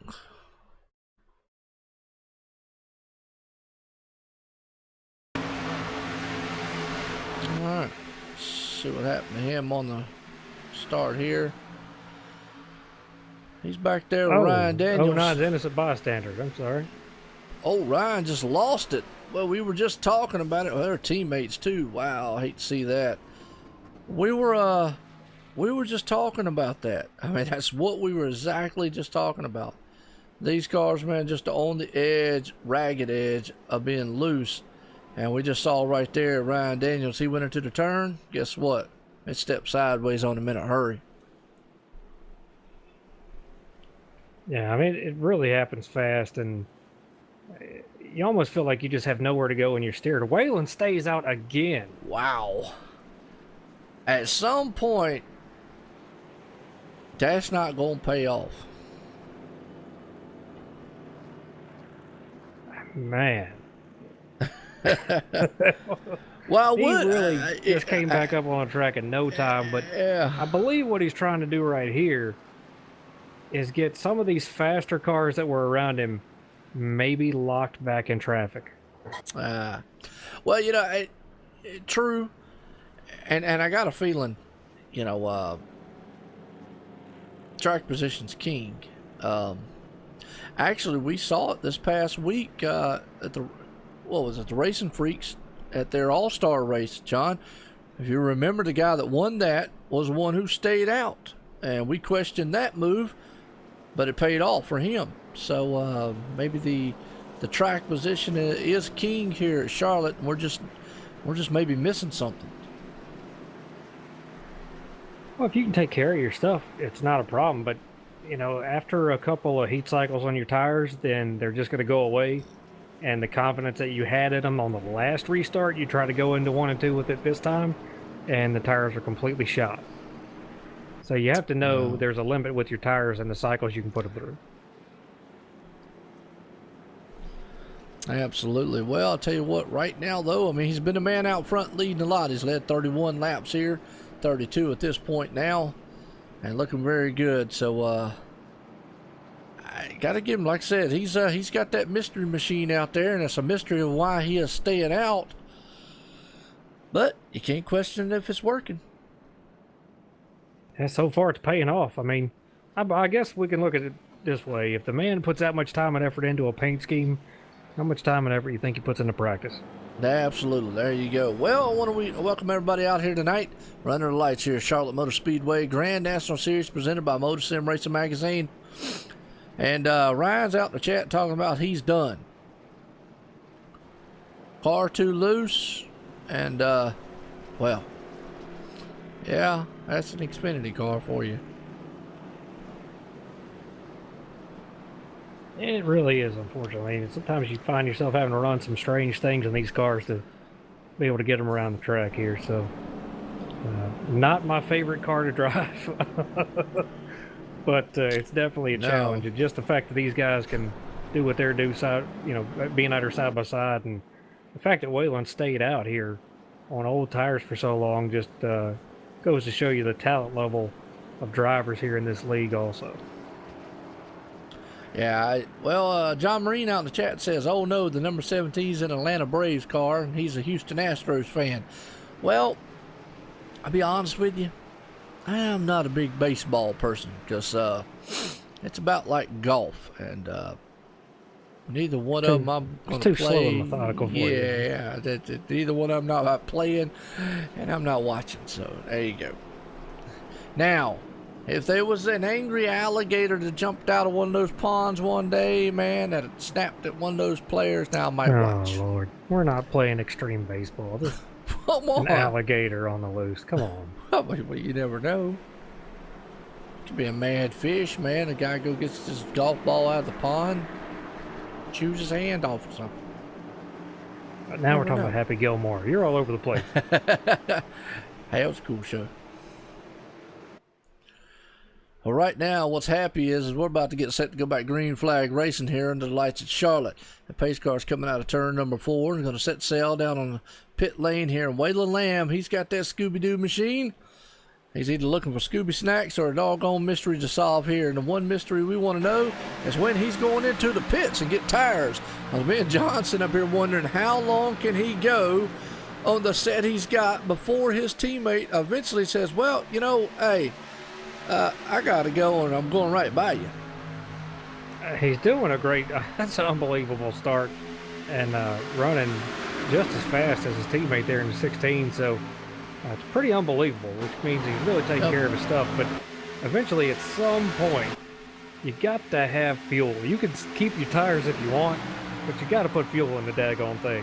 Well, that's true. Yeah, at some point you do have to have fuel, and the good thing is, though, if he knows he can go this long and stay this kind of pace, then it does bode well for him later on in the race here to where he could just take fuel. But right now, Zach Linger, though, might be the man to try to prove him wrong here as he dials on the inside of Aaron Friend. He's taking that spot away. He's bringing the 85 machine to the front, and he's going to test the waters on whether or not those tires, man, are good or bad.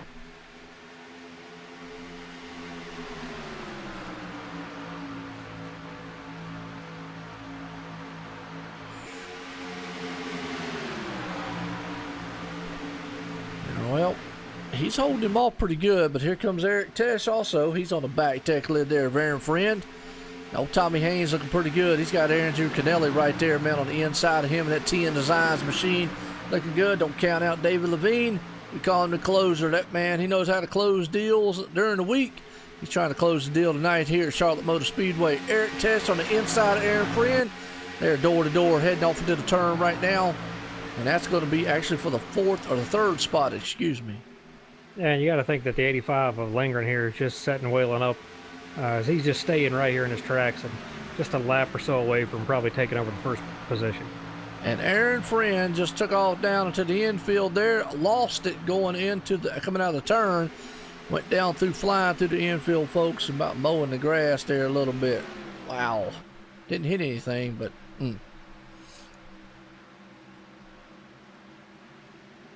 Yeah, you see Waylon moves to the high side here.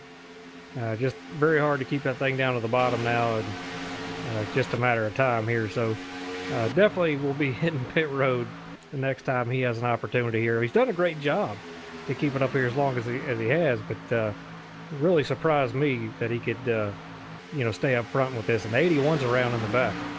Oh, 81. Is there a caution out? Well, as we say that. Down on the apron. Okay, well, as we say that, the 96, boy, here comes Eric Tesh, and he's coming to the front in a hurry. He's bringing that Zebra Hulu machine to the front. He dials on the inside of Waylon Lamb, and it's just going to be short-lived to be up front because that man is coming in a hurry. That's the 96 machine. Eric Tesh takes the lead here, bringing Zach Linger along with him. Like you said. There's a big wreck in the back. Oh, big one. The 23 was just going around and around. All right. Yeah, we're under caution.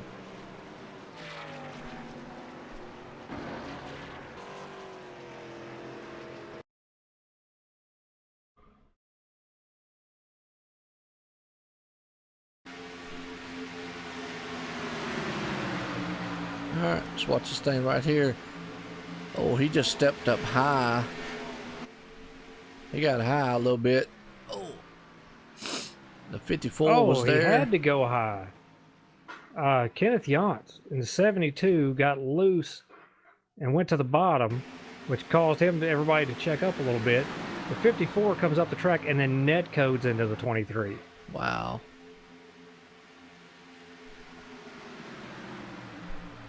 And again, the net code bug of these cars. You're talking about as far as width of an Xfinity car, half a car length between them. Yeah. Wow. Yeah, I saw that. The 54. Wow. Yeah. Like a spaceship just going around by itself. Wow. He teleported his machine around. Yeah, and guess who's finally coming to pit road? Yeah, Waylon Lamb. Waylon Lamb. And Eric Teshka stays out. David Levine. Well, John Marine out there said, yeah, that's one powerful lawnmower old Aaron Friend had. Yeah, you better believe it. V8 powered, 3,400 pound machine going flying through the field there. You got it. And Ryan Daniels said he's going to donate $26 with this finish. He said he's so sorry that he wasn't able to do better, but you did good. Hey, you did the best you could. You got up front, you ran up front a little bit. You know, not want to say, you know, Charlotte is an okay. I like Charlotte, but it can be a tricky track. And we know, you know, the Xfinity car can be a tricky car now, and yeah, I don't care what skill driver you are. It's a handful to drive. That's a very difficult car to drive here, but I'm gonna tell you what, man, got to give a call to the 43 of Craig Lerman and David Heiza, two teammates right there, running third and fourth. Once again, doing a great job, and two drivers here that just continue to get better and better every week. Are you crushing cans in the back? My daughter is doing something and making racket. Oh, that's fine. I'm sorry. No, it don't bother. I'm just wondering if you're like recycling, man, while you was on the stream. I mean, if you are environmentalist, man, I understand. She's making tea and in there just trying to get all the ice in my ice machine out, and I can't have a quiet house to save my life. She making good sweet tea? She does make some good tea now. I was going to say that's why I didn't really say anything about her making all that racket, because I'm going to be drinking some of that tea here in a minute. There you go, man. Ain't nothing wrong with that. Now, that's one thing I do like, man. We like down south. We like sweet tea. Well, you talk about David Heiza for a second. He's got a different paint job on that machine tonight. Let's show that one off here just a second here, because that's, whoops, wrong screen again. Man, I'm hitting all kinds of wrong screens. I'll get it right eventually, folks. There we go. Carl's Body Shop. I got a feeling he knows Carl, or he's near Carl, or somewhere. Either way, knows a guy named Carl. Knows a guy named Carl. Wants him to have a body shop. Yeah, there you go.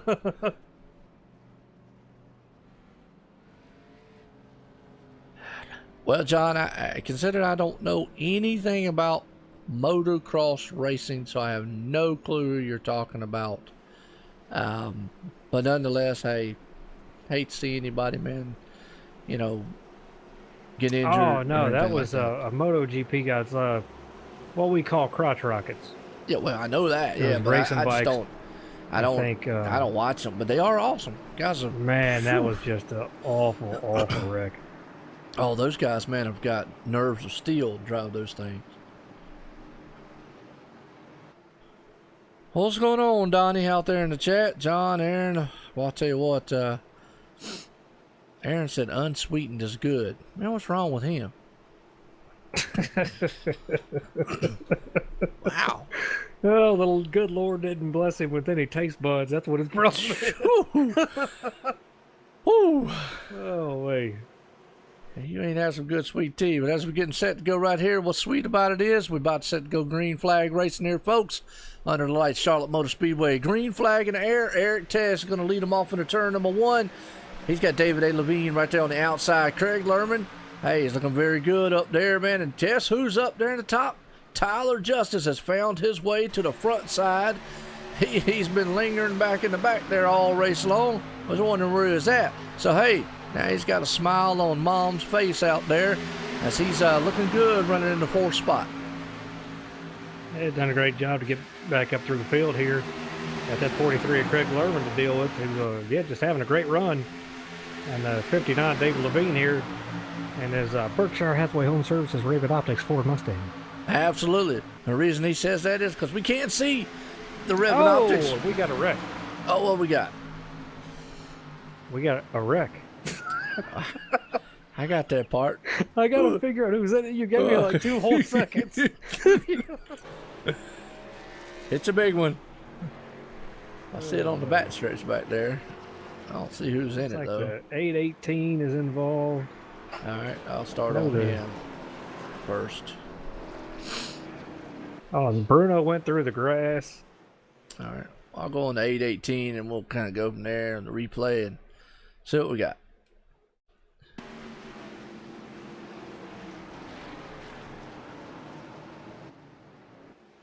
looks like the 818 spun. They were spinning before, but hang on, man. Must have happened in front of them. Yeah, let's see, I'm going here. Yeah, I'm watching it myself here, but it's happening in front of them. Because they Oh, checked the up. 62 gets loose on the high side, gets around the 99, gets in him. Everybody starts checking up from behind. That's what that is. Oh, David Heisen. Oh, yeah, we were just talking about. Yeah, Carl. Well, he's going to need a body shop after this one. Ouch. Call Carl. Because, yeah, unfortunately, that checked up the whole field. What's strange is, well, then John Barron, I don't know what happened to the 69 back there. He kind of spun and lost it. Yeah, he got caught up in everybody else's checkup there. Yeah. Well, that's what happens out here so easily. I mean, that's what we talk about it. It's real easy to get caught up in somebody else's mess, you know. And hey, racing, you got to have some fast reflex. An old guy like me, I don't have that. I got reflexes like a jungle cat. Oh yeah.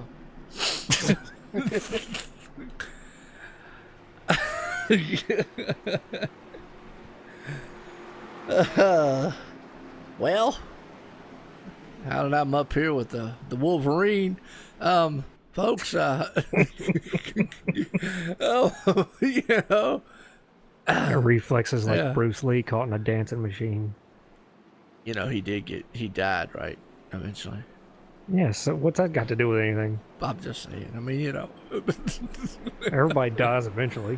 I'm just saying, yeah. Hey, I like watching his movies. Him and Jean-Claude Van Damme. Yeah. You don't like those guys, man? Meh.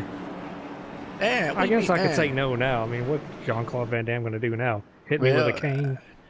Oh no! I watched a movie of him the other day. He still kicks somebody in the head. He's pretty good, man, for a guy 60 years Yeah, old. after with Chuck Norris. Now, I ain't saying a word. Chuck Norris is the man. Good night. Yeah, but he uses too many guns nowadays. What's wrong with that? Well, he's like Steven Seagal. That's all they use, man. This guy used to. It's all about America. I know, but heck, they used to American man you in the head with their fist. I know it, but Chuck Norris is so bad. I'll tell you right now. If Chuck Norris has $5 and you have $5, it means Chuck Norris has $10. I mean, Chuck Norris better be the man of steel because I'm running over my car, Yeah, good luck with that.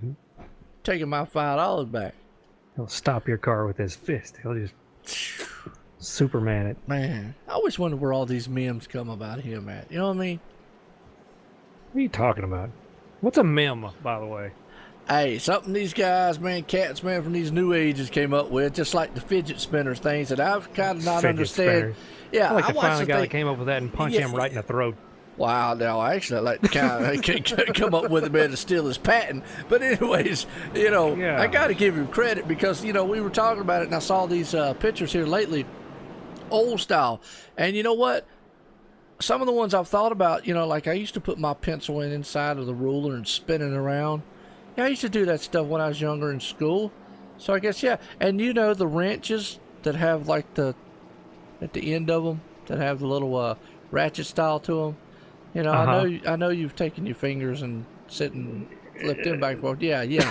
Okay. Yeah. Okay. The folks, the memes or whatever they call them out there, saying, yeah, old school fidget spinners. Yeah, that's true. Because, you know, again, you new cats out there, young, whatever you want to call it.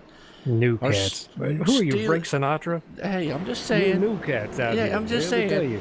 Look, they're stealing all our old people's ideas, you know, trying to make it new and improved. Oh, me. Well, it's not improved, but it's new. It ain't new. Oh, Look, me. I got a whole set of those little ball bearings in there that I put on my RC car wheels. Well, that's terrific.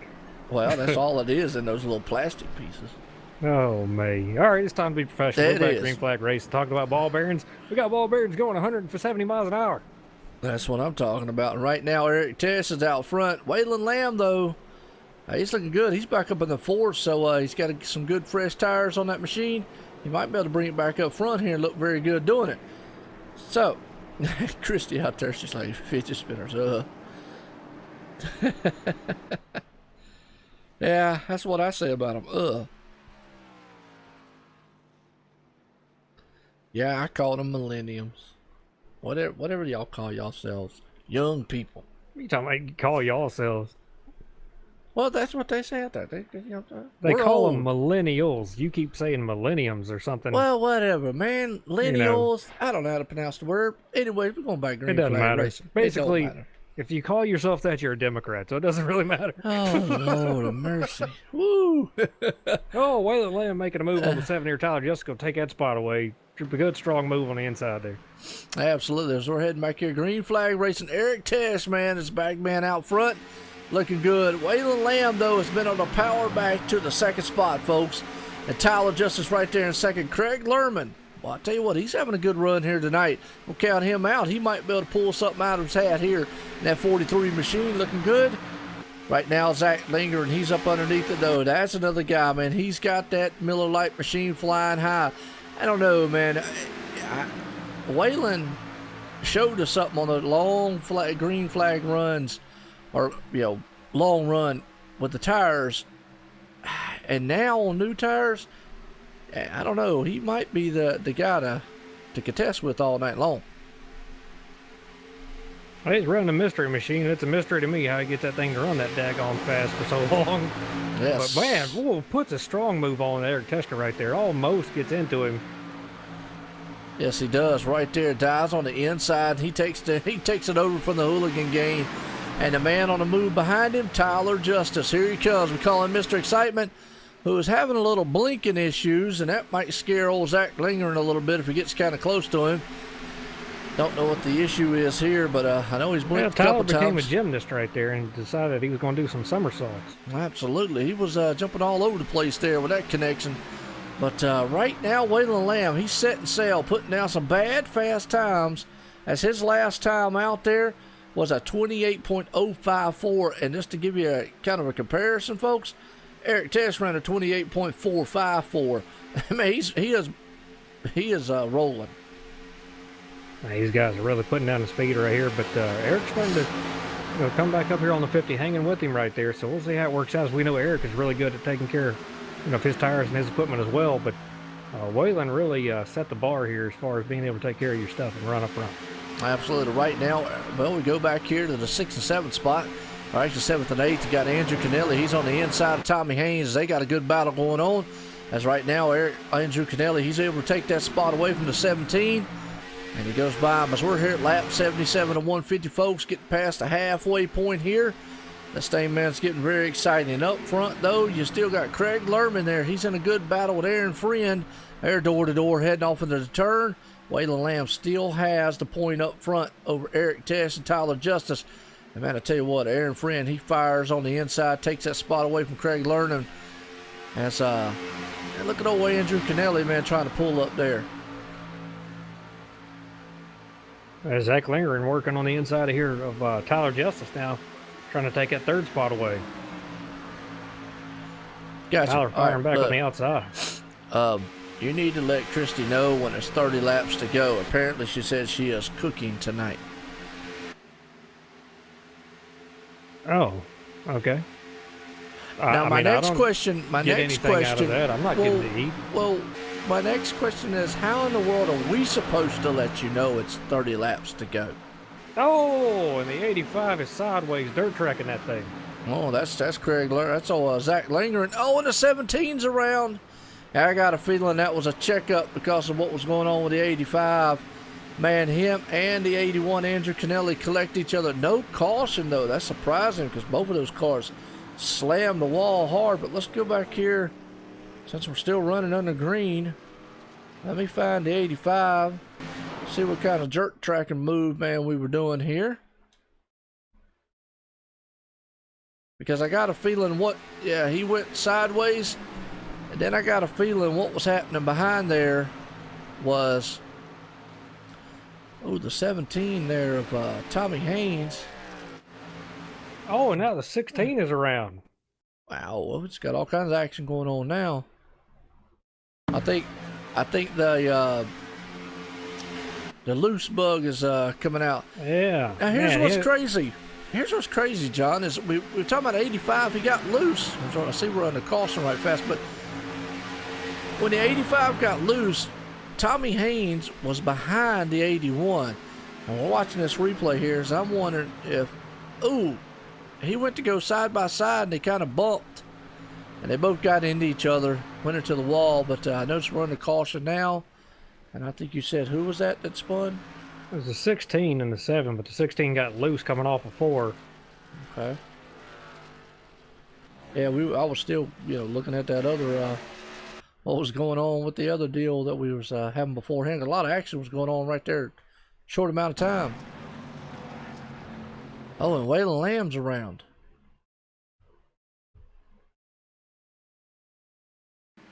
So, all right, let's watch the 16. See what happened to him here. Yeah, he just lost it coming out. And again, he's out mowing the grass. Oh, Waylon just lost it coming off of 2 going down the backstretch. Yeah, and went and hit the inside wall. What brought the caution out? The 50. Because he's sitting on the track, on the backstretch. Well, he hit the inside wall, shot him back up on the track in front of cars, but nobody else got collected. Ouch. All right, well, let's go back and watch him because he's out front. He had a bad, fast machine. And I think, again, John, we were talking about it earlier on, loose. And as we're watching the replay here, man, it's amazing to watch that. I mean, we could sit here and watch that over and over and over again, but John, I'm going to tell you, that car without any warning or anything just steps out and just shoots left. Oh yeah, that's just like I said earlier. There's a point in your steering that you can just feel it. It almost fights you back a little bit, and if I take the wheel a little bit more left, the back end's just going to come around. I mean, you can literally feel it in the wheel with these cars. Yeah, that's what I'm saying. Well, unless it does that normal Xfinity deal where it just snaps it loose and then forget about feeling anything. Well, John Marine out there said that Charlotte does have a dirt track, and they do. It's right beside the actual speedway along with the drag strip. But it's not this one. No, but these guys out here, man, are driving like they're on dirt.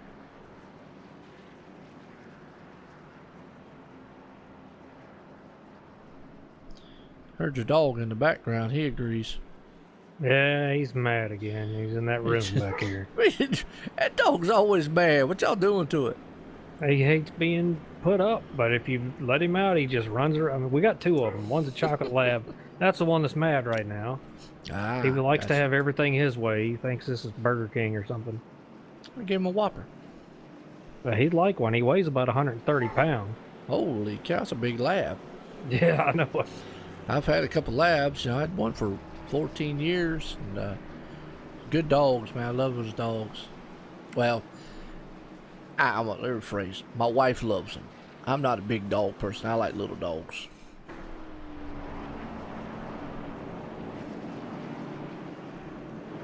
I think little dogs are ridiculous and a waste of time. Well, they'll be alright. They don't take up as much room. I guess not. And you definitely don't hear them in the background like mine. Yeah, there you go. Yeah, because mine don't do nothing but sleep all day. Yeah, well, it's done nothing but rain here, for days. Yep. We've got so much rain, and you got to let them out. And then they come in here, and this dog loves being in the rain. Oh, really? Wow. So he comes in here, you try to dry him off. It's just a big chore. So you just got to keep him back there. He's just going to have to be mad. That's all right. Well, he can enjoy the race. That's a good deal. Yeah, people just understand that, yes, this is real life. Like, I'm in my living room having a good time. Got a house full of people. My kids are here. My dogs are mad. My microphone's broke. I don't know what else to tell you. just not having a good night over there at John's side. I don't know what else. I don't know what else to do. Yeah, he's just not having a good night, folks. We'll just have to bear with him here. We'll pray for him. Yeah, ABC store's closed. Yeah. I don't know what else to tell you. Well, I can tell you this. We're about to get set here to go back green flag racing, and Eric Test, the Iceman for the Netherlands. He's out front, and he's about to hammer through all 4 gears here as he takes off into turn number 1. Tyler Justice right there on the outside looking good. Don't count out Craig Lerman. Well, he's been doing good all night long, staying up front there and staying out of trouble. Right now, Zach Linger looking good. Mike T. Bruno's back up there in the mix along with David Lee Levine, Eric Friend, Derek Robinson right there in 8th, Rod on White in 9th. Kenneth Yance rounds out the top 10. And man, it has been anybody's ball game at this point. And Kenneth Yance better stay in this race because if he has to get out of here early, then he's going to be hungry and she's not going to have food ready. Absolutely. So stay here as long as you can, Kenneth. Definitely, well, she ain't making no crabs, so we'll be okay. And Tyler Justice all over the back of that 96 here. Takes a look to the inside. Doesn't look like he's going to get him that time. And Zach Lindgren right here on the inside of Craig Lerman. Well, we haven't talked about Mr. Excitement much tonight, but right now he's making it exciting. He has pulled up on the back deck lid of the 96 machine under the lights here at Charlotte Motor Speedway. Grand National Series presented by MotorSim Racing Magazine. And right now they are motoring around this 1.5 mile track under the lights here and looking good doing it. Got the Sim Spec Power versus the Hooligan Gang up front. We call him the Iceman for the Netherlands, John, because he is cool as ice, but boy, that guy behind him, hey, he's on fire right now. And this right here, the 7's looking on the inside again. All it's going to take is one little slip up. As the 7 puts his nose down to the inside, if Eric lifts and turns just a little bit more left there, he takes the nose off at 7 and can take both of them out. So you got to be real careful when you're trying to make that move, letting that guy know you got your nose right there. Yep, well, you got to count on one thing, too. Look at that 85 machine pulling up on the back deck lid of the 7. He's going to get the mix here, too. And says I'm bringing Miller Lite with me also. That's Zach Linger, and he has got a handle on this track because he done well. He actually is a all-star winner here in the Monday Night Thunder Series as of a week ago. And right now he's looking good here under the lights of Charlotte. It's a 3-car battle right now. These guys doing a great job. I'm looking at this battle right here. Tyler going back to the inside. But there's racing all over the place here, and these guys are trying to let it settle out. And it's like they wait a lap or two and then try to make a run again, just like Tyler's doing here. And Zach is going to try to follow him as they've set up Eric to be on the outside. But Eric forces his way back to the inside. Yes, he does. As they head off in a tri-oval right there. They go off into turn number 1. Eric hits the apron. Yeah, and that bounced him up high. It's going to let Zach Linger come on down on the inside as they shoot down the back stretch here, door to door. Tyler Justice, the man out front, loving to see that behind him as he is setting sail right now, though. Zach's going to be able to get that spot in second place. Unbelievable move right there, but Eric really forced the issue and got those left sides on the apron. Just shoot you back up the track there.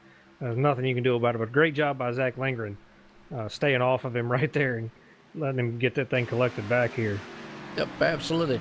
Well, John, you know what? They ask for it all the time. We got to give it to them. You know what time it is. It's time for the speed cap.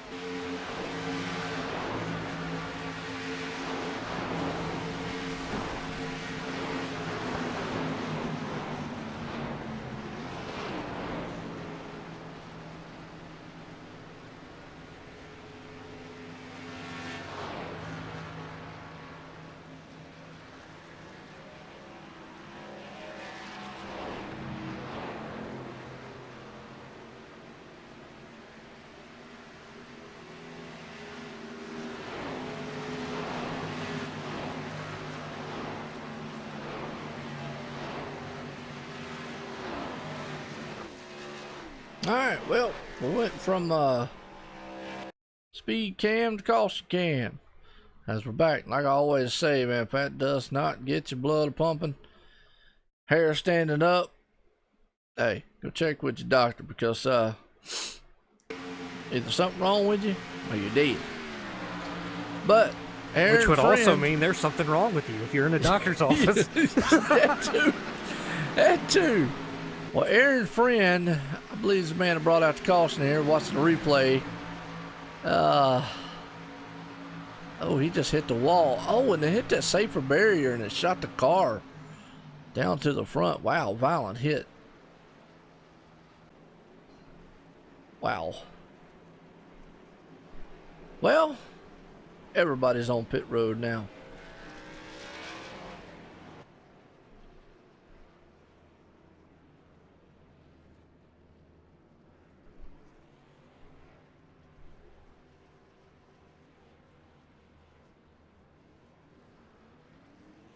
All right. Well, folks, we're doing pretty good here. I want to appreciate everybody coming out here tonight because we're under the lights here at Charlotte Motor Speedway. Up here in the OSR Network booth here. I'm Joe White up here, accompanied by John T. Wimmis, man, and it's been a heck of a race so far.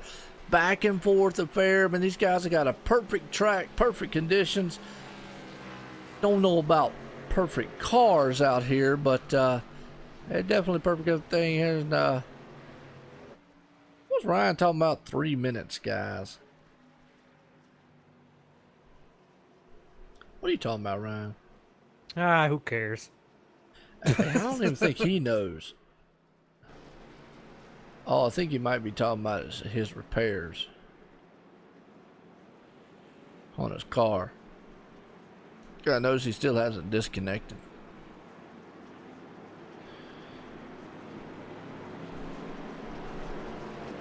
All right, well, who's your favorite out here, John? Oh, me. You know that I'm a Mike Bruno fan. Oh, yeah. He doing good, too. Yeah, I mean, I gotta say, man, he's shown a lot of speed and, you know, kept himself out of trouble here. So, I mean, I like Eric, but I know he's always your pick, so I always gotta go somewhere else there. But I just got a lot of guys here that know how to get things done. But we'll see how things shake out there as we still got a ways to go. We're coming to lap 98 of 150. So yeah, we still got a long way to go. we still got some daggone racing to do. Well, you got I'm gonna say the best of the best, and right there, DJ Hargrove, man out front. You know, we've talked about him last couple weeks. His season didn't start out like it was, and he was one of the ones, man. He went last season here at the Monday Night Thunder, and he battled for a championship at Homestead amongst with the other guys there. So I know he can wheel, man, the machines around here. Just not had the season that he's wanted, but he's been able to try to turn it around here a little bit. Right now he's out front. He's got David Levine, Tyler Justice, Eric Tesh, Mike T. Bruno, Zach Linger, and all right there, and Spence Thompson, all right there behind him. So slew of guys that have been here for a long, long time.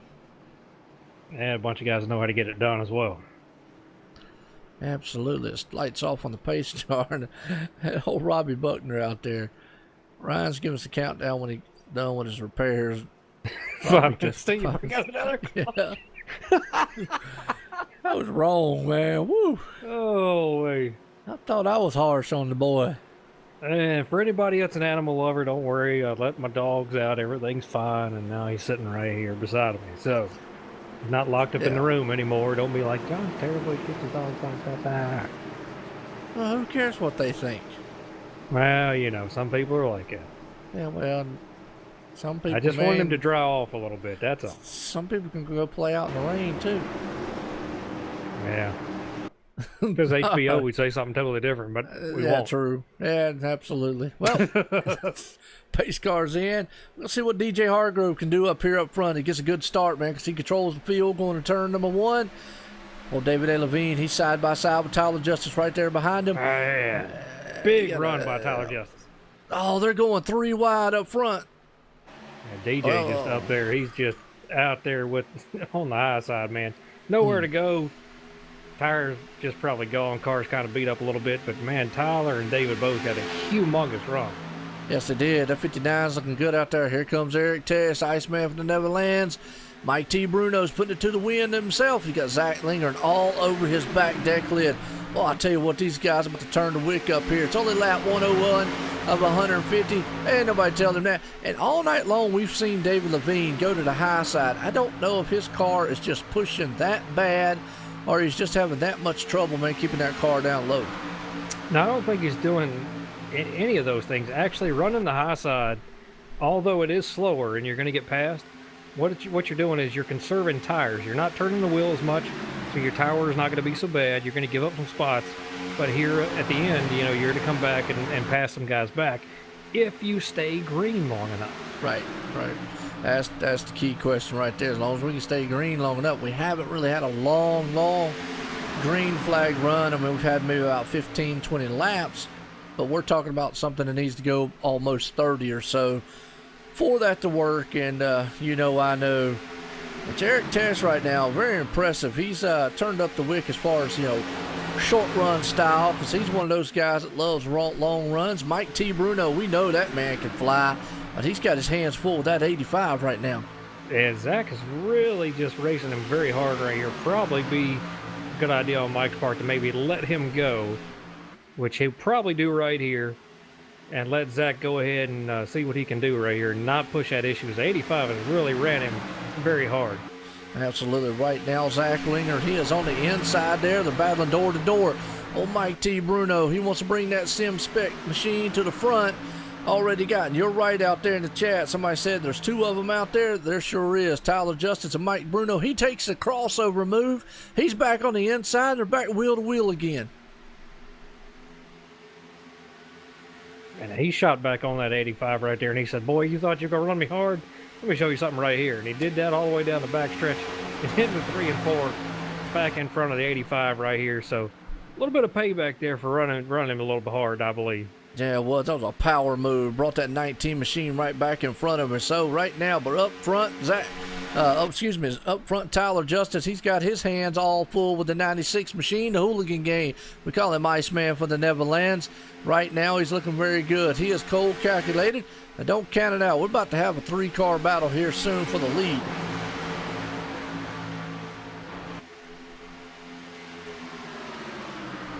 Man, I tell you what, John, with racing like this, these guys have got to be on the edge of their seats lap after lap. I mean, they're right there on top of each other. One mistake, one mishap with a car in front of you, and you're going to cause a big wreck.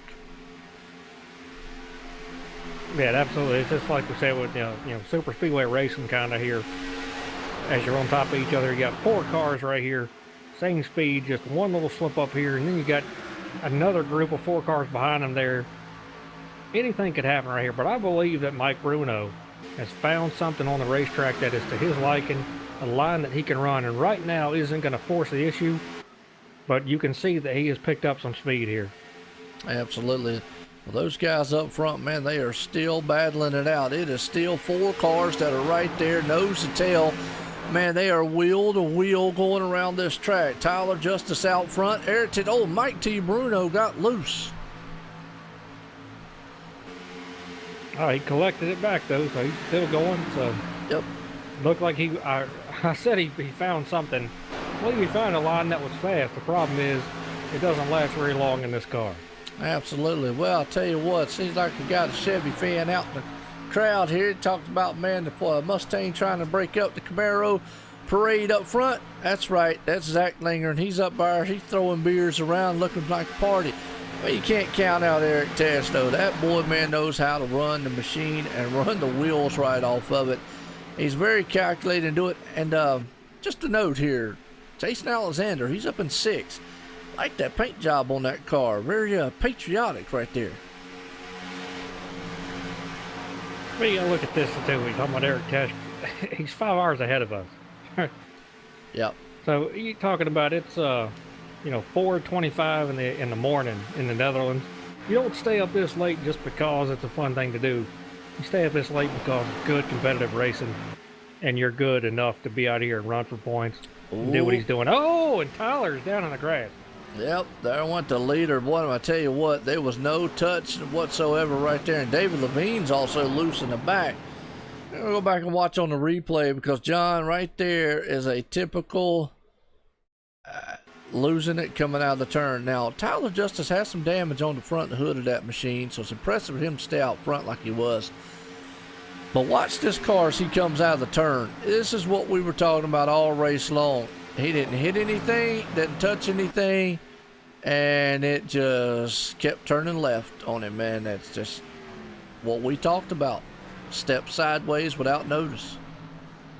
Yeah, well, you could see the nose of it just pushed up towards the wall right there. And the only thing you can do to combat that is let out of the throttle and turn the wheel. The problem in this car, even out of throttle, you can't have too much wheel input and just completely break traction and get loose.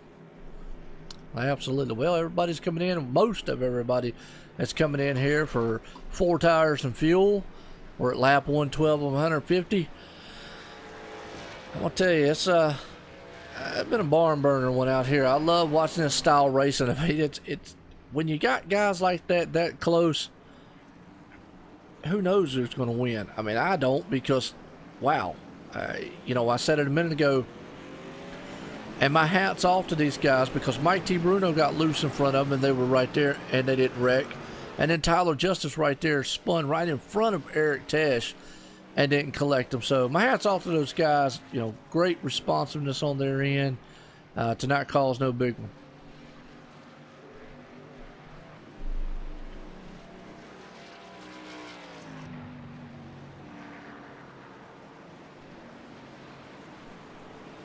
Yeah, sorry, I got friends watching the stream here that are messaging me like, "What is going on?" Yeah, what am I supposed to be looking at? Is that what they're saying? What is this? One of them was like, "Can you race people through the grass? What's happening?" I was like, as long as you don't cause a wreck, it's fine. Yeah. I was like, you know how many holds are going to be barred? Absolutely none. There you go. Well, you're right. As long as nobody, man, gets harmed doing it. That's right. I said it before. If you missed it, I'll say it again. These guys right here put on a heck of a show. They do. They are absolutely driving unbelievably. Just, I don't want to say, I guess perfect is too good of a word, but these cars, you have no idea how on edge they are. And I raced in a couple of official races last night in this car, and every stinking lap, I mean, you talk about white knuckle racing, you talk about your hands cramping and getting tired. A 50 lap race, I'm sitting here having to flex my hands out. So these guys are running 150 laps. Yeah, absolutely. Well, Robbie Buckner out in the chat, he says he's going to call a 1-2 finish for WFO tonight. What do you think? Robbie Buckner is a very smart man. Yeah, well, if Waylon Lamb can keep the wheels and tires up underneath that thing and keep it going straight, I think he's got a good shot, man, pulling it off along with old Eric Tesh right there. Zach Linger's along with him. You got Spence Thompson right there also. David Heisen sitting up in 5th. And David Heisen back in 5th. Ain't he the one that hit the wall earlier? He got the Carl Body Shop. He got a little bit of trouble, but he kept it out of trouble the whole other part of the race. Went and got his quick repair. Yeah, and he went and called back Carl. Out there. Him and Craig Lerman still back out there together again. He called Carl, man. What? Oh, Carl, yeah. David Heisen's got Carl's Body Shop, man. Yeah, he spun and hit the wall earlier. He called the body shop and get with it. Man. I understand. I was trying to be serious for a minute, and you were telling a joke that time. My bad. I got you. Usually we're on the same page. I turned the page to being serious. My bad. You were still on comedy. Gotcha. Bad. Oh, me. All right, we're coming to lap 115. We take the green of 150. So, absolutely. Well, you're right. We're going to go 115 here, 150. Getting down to close to go time. Not quite probably at this point. As we do have, quite a few laps here left. Don't know if they was to, knock on wood, go green from this point on. I don't know if they could go the whole way on fuel alone. But either way, we're about to settle some scores here. Waylon Lamb's out front, green flag in the air. As he hammers through the gears, he gets a good jump heading off into turn number 1. Eric Tesh, though, is going to try to follow in his footsteps. Zach Linger right there is going to battle on the inside. They're stacked up nose to tail, the first 6 of them. All the way back, though, you got to go here to probably like round 7th or 8th before you get to 2x2 side by side with Mike T. Bruno. Yeah, but a good move by Zach Linger in that 85 to let the 96 get down in line. The reason he did that is because he can pull the draft of that 96. If he would have fought him for position, number one, you're using your stuff up, and two, you're letting that 50 get further away. Absolutely. Well, right now, they're all nose to tail, man. And Waylon Lamb, he is a man out front on a mission. He is trying to bring that mystery machine. And, boy, look at Mike T. Bruno take it up high. He's all rim riding around the high side around here at Charlotte Motor Speedway under the lights. We're here for the Grand National Series presented by MotorSim Racing Magazine, folks. And I hope you've enjoyed, man, this race because it's been a heck of a race so far. Right now, Craig Lerman, that guy's been in the top 10 all race long there, John. Been very good, very patient, kept the wheels on it all race long. He might end up with a good finish here. Yeah, we're talking about David Hayes and Craig Lerman there. Those two guys, they're on the team, as well as I think the 818 of Derek Robinson. And they've really put a lot of time and effort and practice into it. Working with some other guys now, so doing a great job. And it's showing on the track, as we saw Hayes finish second at Talladega. Yep, absolutely. Well, right now, David Hayes is sitting 7th. Yeah, he got caught up in a little skirmish, early on. He got that car, man, put back together and used his fast fix and back out here now. He's in the top 10 along with his teammate, like you said, Craig Lerman. They're looking very good. Right there, David A. Levine, he's on the back end of Craig Lerman. Mike T. Bruno's moved up into 6th. Jason Alexander is another one there, John, that is looking very good. He started back in 8th, currently running in the 5th spot.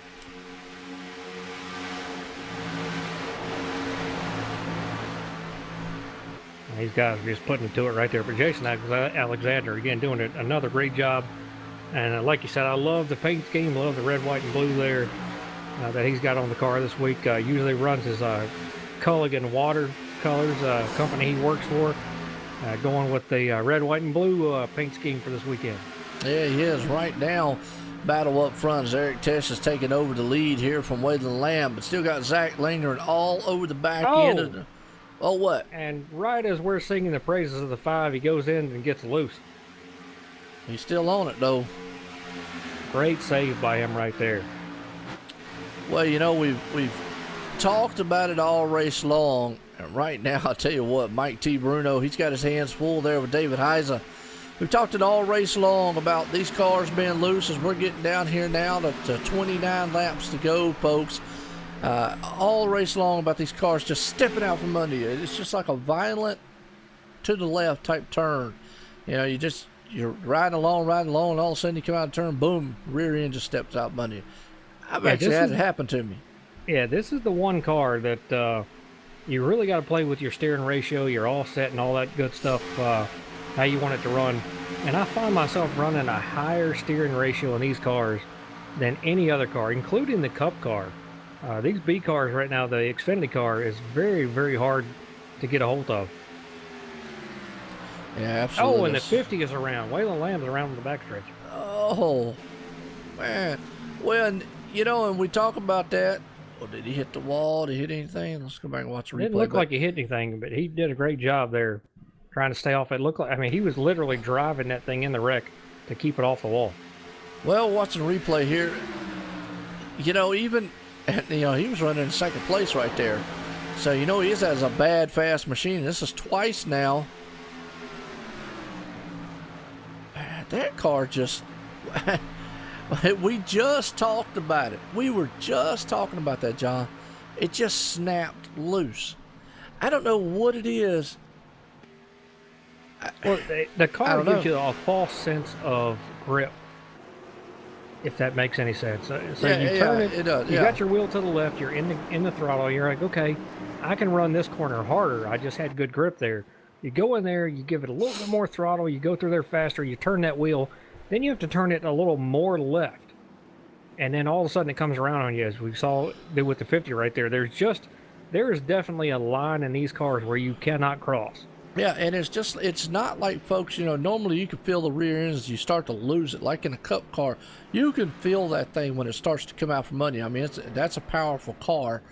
and you can usually sometimes you can either catch it or well you know you're going around. This thing, it's just wham, and it just steps it sideways. It's like, I guess heck, it's like being on ice, man. You're riding down the road on ice really slow. Next thing you know, boom, the car just steps sideways. It's no control. It really is an unsettling feeling to know you're going fast, because like what you just said, John, these cars feel like they're planted to the ground. It feels good, and all of a sudden just bam, out of the blue, the rear end just takes off from under you.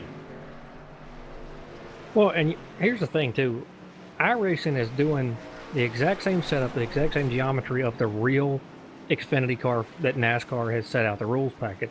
So I believe what NASCAR has tried to accomplish with this package is, as you have guys move from trucks to Xfinity to Cup, okay, the truck is all about balance and feel. The Xfinity car is about how you drive it, so that when you go to Cup, you have both. You know, balance is your first key point that you want to nail down in a Cup car. Right. Once you have balance, then you work on the feel of it and how you drive it, and you can make your little changes once you have balance. So what I mean by that is, in the Xfinity car, they want you to understand your throttle and steering input control, because the Cup car, you've got to have both. Right. You know, in the trucks, I feel like you just have to have one, and you can have a pretty decent race with just one of those things under control. In this car, you got to have a little bit of both, and in the Cup car, you have to have both. Yeah. So taking this step to Cup is what they want you to understand is, they make this car so difficult to drive because once you go to Cup, they definitely have taken, number one, the aero is gone. You know, the spoilers on the Xfinity car, they've just hammered that down. It's gone. There's not a lot of downforce here. The steering, the way they've got everything set up in the Xfinity car, it's super tight or it's super loose. There's no in between. Yeah. So it's how you drive the car, and you drive these cars a lot with the throttle, and that's the way the Cup car is. Yeah, and that's the thing. These used to be, everybody'd rave about them being this and that, and well, they were a lot easier to drive when you had a huge spoiler on it, and the left, you know, the end of the left and the end of the right spoiler, you know, it was much taller, so you had a lot more downforce, a lot more control, and even Cup drivers would say they learned absolutely nothing doing an Xfinity race, because the cars are just so different. Now, the cars are still very different, but it creates a learning curve that these guys have got to adjust to be able to move to the Cup level and be successful. So I think they've succeeded so far in the difference between the Xfinity and the Cup car to teach the guys in Xfinity. I say they haven't exceeded on is that snap loose feeling.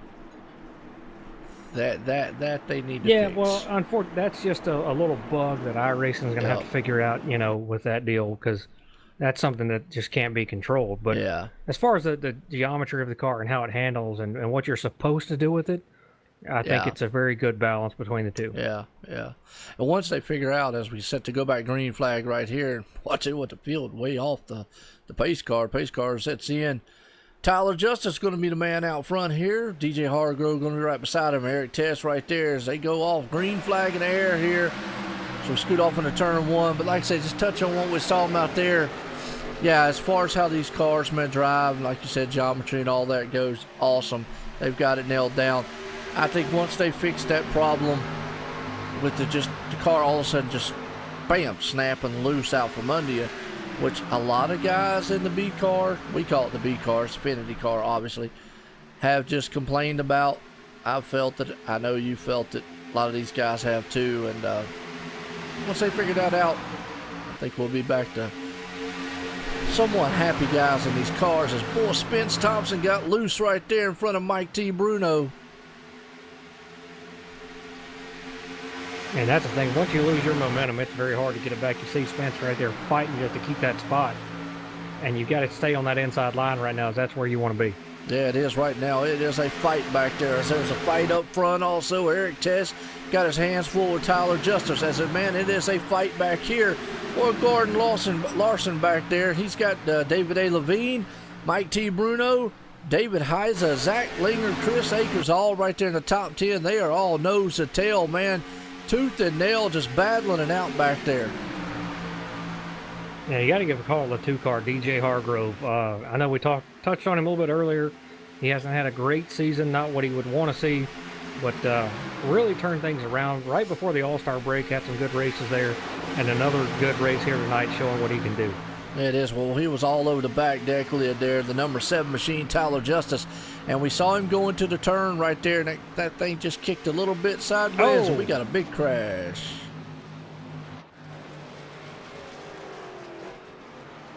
Oh, Mike T. Bruno's involved. Let's go back in here and see what we got.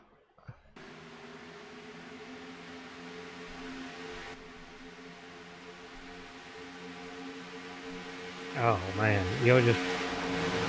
just broke loose on him. We'll see in the replay right here. Yeah, that car took a wiggle to the right, then it just lost it, and man, Chris Akers nowhere to go. But a good job by a lot of those drivers back there to avoid him. Wow. It's just like that car just wiggled and then broke loose. And the car does that when you're in the throttle past halfway and you've got that thing turned to the left. When it breaks loose, you try to correct it and go back to the right. Sometimes you overcorrect, and that creates that wiggle that we saw right there. And Eric does a little fake out here, pretending to go to the pits. Nobody bites on that, so everybody stays out right here. The leaders do anyway. Cars in the back, I'm sure, will come in and get some tires, because they've got nothing to lose. Next question, you think anybody's going to stay out the rest of the time? I think so. I believe if you're up front, you probably stay out here. Yeah, we only got 18 laps to go here, folks, so I think these cars can make it that far. I mean, we saw Waylon, and we saw how valuable track position was to him. Now, here's the thing. Tyler Justice is up there. The front nose of his car is bumped up. The back end's bumped up also. Don't know if that's going to affect him any. DJ Hargrove's looking good. You got Spence Thompson there. David A. Levine, who's been running up front all day long. Just not been able to figure out a way to keep that car down low. Don't know if it's by design or what he's been doing. But, we know Tyler's going to run the lug nut wheels right off of that machine. So, it's going to be interesting. Absolutely. I'll tell you what, while we're under caution here, why don't we give a talk to DJ Hargrove if you can. All right. DJ Hargrove.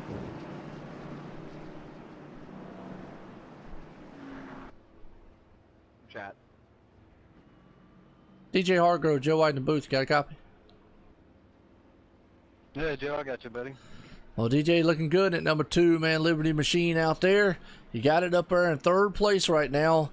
Going to have probably about a little over 15 laps by the time we go back green flag racing. You think you got enough to hold on to it, maybe pull out a victory tonight?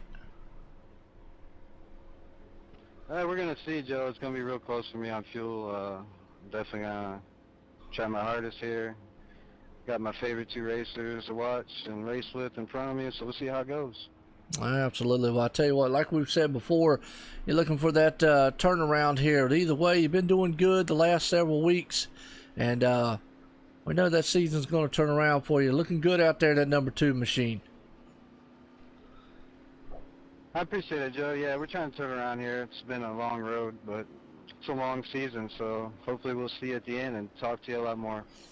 Absolutely. Well, guys, hey, no, we ain't talked in a while, but man, this lap 133 of 150, and it's been exciting up here. Me and John's had a ball calling this race, loving every minute of it. The viewers out here loving it. Hey, I hope y'all loving it. And we see a bunch of out there, man, ice skating a little bit. So, keep them fenders clean.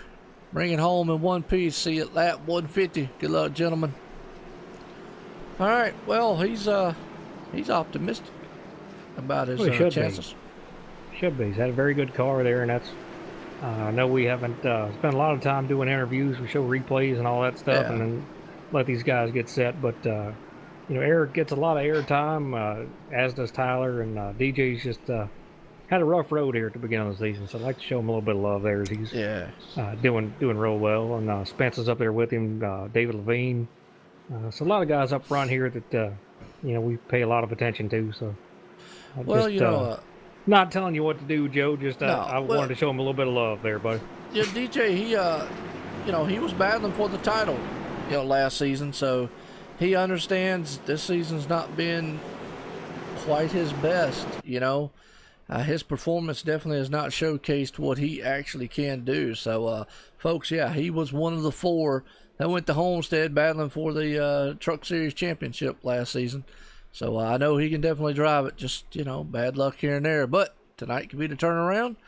Who knows? Right now, pace car's about to duck off in the pit road and send these machines a roaring. Eric Tash and company up front. He gets a good jump right now. He's got Tyler Justice behind him and DJ Hargrove right there. And I'll tell you what, David Levine, we'll see if he can't get anything done. That number 59 machine. Spence Thompson right there, don't count him out. They all go single file. And probably will be, maybe they'll show some patience. Lack of a better word there. Well, the biggest thing is here, if you're the top 4 or 5 guys, just take a little bit of that draft from the car in front of you and make your move one car at a time. That's what you have to focus on now as we're on lap coming to 136 or 150. It's just focus one car at a time. Don't use your stuff up too much. Absolutely not. Well, right now, I tell you what, Waylon Lamb is all over the back deck lid of the 85. He could not push that car anymore, but man, he got a little bit wiggly coming off the turn. Andrew Kennelly's going to try on the outside, but nope, Waylon's going to fire on the inside of Zach Linger as they're door to door heading out of the turn right now. Yeah, Waylon will take that position easily right here. Andrew Kennelly in that 81 is going to try to follow him and probably get that spot right there. As I've noted earlier, that outside line is very, very difficult in these cars, in the Xfinity car, to hold on the outside. The Cup car is a little bit easier, but for some reason, it's very hard to have good drive off. Absolutely. Right now, down the back stretch, we're looking at the 59 machine of David A. Levine. Now he's keeping that car down low.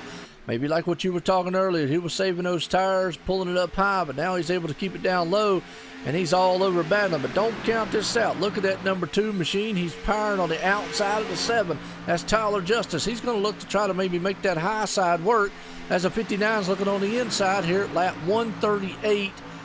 Yep, they're down the back stretch. They're going to be coming at lap 139. We're getting close to 10 laps to go, John. And the 2 takes just a super high line right here. I think David pull up on the inside of the 2. The 2 will have a little bit of drive off here. You really got to fight hard to stay alive on that outside. And the thing in these cars is you've got to hit your line perfectly for that to work. And so don't count out that 50 machine, though, yet. He's bringing the mystery machine to the front, and it might be a mystery, though, man, if he can solve it tonight, whether or not he can put it in victory lane. He's had a few mishaps here and there. Right now, the 59's on the inside of the 2. Here comes Spence Thompson. Oh, the 62. Oh, boy, I tell you, they made it through there, man, in a hurry. That was a little dicey. But right now, nose to tail, you better believe, man, business is picking up front. We're 10 laps to go here, folks. Eric Tash is the man who's loving them battling behind him, though. And Eric right now is the fastest car on the track. He ran a 28.167 to Tyler Justice 28.258, 308 for Levine, 242 for Spence, 244 for Waylon. Well, the one thing I've noticed about that number 59, boy, is he just clipped the front end of the 89, and we got a car, man, smoking. That's the 19 and the 54. Boy, they got out of the way of the leaders. That could have been disastrous real quick, but I'll tell you right now, it's a dogfight and the 2's around. Oh, and the 81 gets collected as well. Caution's out. Man, I hate to see the 2 getting involved in that right there. It's looking really good up front. Let's see what happens. Boy, it was business as usual up front there, John. Them guys, man, were battling hard, fighting. That's right now, the number 2, that was DJ Hargrove. Looks like he had a little bit of help, but honestly... Yeah, nowhere to go. That's one of them racing deals. I mean, Andrew had a good run. Oh, and the 00 got involved. Man, I hate to see that. Oh, and Kenneth Young's, well, I'll tell you what, he's dodging everything tonight.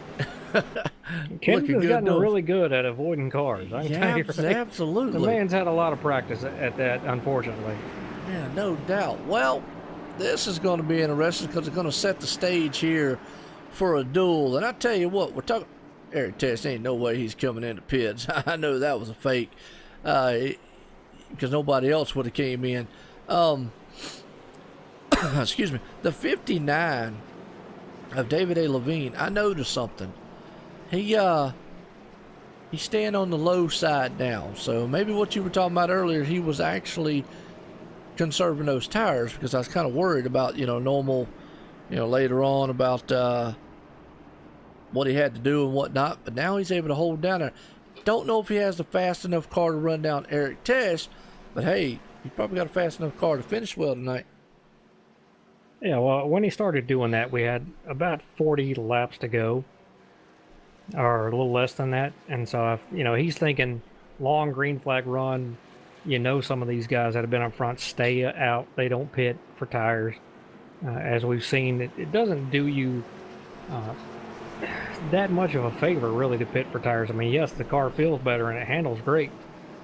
But because you're able to run these cars almost full throttle, you're not out of the gas that much. It's very hard to get around guys here. You don't have anywhere to go. So your best bet is to try to stay up front. Well, we're not done this week, folks. Here we're at Charlotte Motor Speedway under the lights here for the Grand National Series presented by MotorSim Racing Magazine. But here at OSR Network, we'll be live tomorrow night for Extreme Motorsports99.com. More Xfinity Series action. The B cars, we call it here on iRacing. We're going to Kansas. And then Thursday night, I'll tell you what, you can watch John T. Wimbiss along with all the other stars, of Extreme Motorsports99.com and the Cup Series there. Myself and Ryan W. Daniels will be up in the booth calling the action there for the Cup Series at Kansas Motor Speedway on Thursday night. Now, it's going to be an awesome, next two races the next 2 days. So, definitely, if you haven't got your feel for it tonight, we got more of it coming the next 2 nights. Looking forward to it. I love Kansas. Just one of those tracks that fits me very well. But I'm telling you want to see some awesome driving and guys that know what they're doing. It's just the Cup Series at Extreme is just unbelievable, just stacked with talent. If you don't know much about sim racing, I can tell you they've got about 5 or 6 guys that are what are considered pros at the sim racing level, and it's just a great feeling to be out there with them, watch them, learn from them. I really enjoy it a lot, as I enjoy running with the Monday Night Thunder guys, not taking anything away from them, because obviously they have a stacked field as well. Yes. But I run the ARCA series, and I'm here calling the truck and Xfinity race. Not out there with them during these races, but enjoy the ARCA race very much as well, as we go to big tracks and short tracks. So just great, man, to be a part of it and what these guys do, both of those leagues, as you cover a lot of very good leagues. And I have to say, we talk about racing, the leagues that you cover and that you're a part of are some of the best leagues and some of the best racing that you're going to find. And I love it, man. I appreciate all the leagues having me to be able to do it. Very thankful to be able to do it, and just like doing it. I don't think I'm the best at it, but hey, I have fun doing it, and that's the most important part. And enjoy it, and enjoy all the viewers out here coming out here, because hey, y'all get to see action like we've seen tonight here, and action like me and John get to call. Awesome, man. This is and right now it's not over with. Yeah, that's right. We're about to say it, because 2 things you need to look at: lap 150. And then when we go green the next lap, because if caution comes out, it's over with at that point. Eric Test, Iceman from the Neverlands, knows that. So does that man in front of him, Tyler Justice. As the pace car comes out of turn number 4, dives off into pit road. Here we go. They set these things on fire, and they are gone. Hammered through all 4 gears. Eric Test gets a good jump, heading off into turn number 1. He is blazing out front. Here comes Tyler Justice, and they are neck and neck behind him. Waylon Lamb knows it is go time. He has got to do something and do it in a hurry. He's trying to, taking a look here on the inside of 59 of David Levine right here. These guys have got to go, because they know that the next flag is going to end this race. Yes, sir. You got that right. Lap 150 is the one we're looking for. Tyler Justice doing everything he can. Man, look at Waylon Lamb. He clips the nose of the 59. The 59 puts tires on the green there. They try to do everything he can. Boy, I tell you what, the mystery machine's looking very mistress right up front, and very bad fast. That looks like Scooby, man, looking for a Scooby snack. And the only thing he's hoping for is a win here under the lights in Charlotte. You got Spence Thompson back there, put the big block on Craig Lerman to try to keep his position. But right now the battle's up front here for the first 4 spots. And Zach Lindgren's starting to come up here in the 5th position, trying to take some spots away as well. Absolutely right there, man. The 59 machine still hanging on. When that number 50, though, he is closing the gap ever so slightly. And it's just like Tyler Justice just can't get enough to get near the 96. 96 knows that's Eric Tess out front. Knows he just needs to hold on. But, boy, it's about to be a dogfight here with 3-car battle. Look at the 50 get a run off the turn. And Waylon is the fastest car. He ran a 28.097, 28.060 that lap to Eric's 28.170. So Waylon definitely. Oh, and he gets sideways. Man, is he going to hold on to it? But Zach Lindgren shoots through the gap. Boy, I'm going to tell you, and that might have just, wow, that was close. That probably sealed the deal for Eric, because that sent, the 50 got sideways, sent David Levine up into the wall. Yes, it did. Wow. Oh, and Jason Alexander loses it just coming out of the turn. Well, you better believe these guys, man. They are definitely running the wheels off of it. White flag in the air, though, this time by one more time for that man out front, Eric Tess. All he's got to do is hang on to it. We saw Waylon Lamb give it everything he had. He was running. I mean, you might as well say he run the tires off of it right there, folks. As the man comes out of turn number 4, the number 96 is going to take the win tonight. Eric Tess, the Iceman from the Netherlands, survives a thriller here in the last closing laps of Charlotte. Unbelievable last lap there, Joe. Last couple laps, these guys really put it all out there, and Waylon just on a rail right there. Had the fastest car for sure, and just got out from under him. Yes, he did. He had the awesome bad fast machine, and whoo, boy, it could have been disastrous because he could have lost it and took out half the field right there. He held on to us. Great job. But look at old Tyler Justice. Held on to that machine. He was in the back most of this race. Held on to it. Finished second. And old Zach Lindgren. Hey, man, we've said it many times. That guy, he's starting to turn up the wick here. You have to come up, man, and say, Lindgren up front or something, man, because here lately he's been able to have some good finishes. Absolutely. That's the thing I say about league racing all the time. If you haven't done it and you're thinking about it, it's really the best thing you can do. I mean, don't worry about where you finish. Worry about turning laps. Finish all the laps. You learn so much from guys that are really good, and eventually you'll find yourself up front, just as Zach Lindgren has. Christopher Matthews, Craig Lerman with a great finish in the top 5. Derek Robinson in 6th place. Kenneth Yance in 7th. So the more you run, the better you get. Absolutely. Yeah, well, Christopher Matthews, yeah, gotta give him hats off to that guy. He coming in 4th right there. And we know Christopher Matthews, he's a teammate to Robert Moyer over there in Racing Freaks, presented by Stock Car Racing Experience on Saturday night. Yeah, unbelievable job by them tonight. So. Yeah, Kenneth Yance, he comes out in 7th. Wow, what a fit. Boy, Christy's going to be happy over that one. So, I'm going to get on down there and let you talk to Zach Lindgren, tonight's 3rd place man. No, it's just one of them things where... After they get done talking. Yeah, as soon as they finish up. Kenneth Yance will be happy coming home 7th and get himself a good bite to eat here. Absolutely. Wonder what he's eating. I don't know. She didn't bother telling us that, did she? I know. It's a shame. Left us out of the loop. Zach Lindgren, John Wembush and Joe White in the booth. Get a copy? Yep, sir, I got you. Go ahead. Buddy, you had a great run tonight. Super fast car right there. Just tell us a little bit about how difficult these cars are to drive. We tried to talk about it in the booth some of them, and these things are really very touchy steering-wise on this track here. Yeah, these things are a handful in each and every corner. Pretty much halfway through 1 and 2, if you put too much steering input into it, the car's going to go around. I didn't know too much about 3 and 4. I was just trying to run it as clean as I can, but 1 and 2 was pretty much the treacherous of the race today.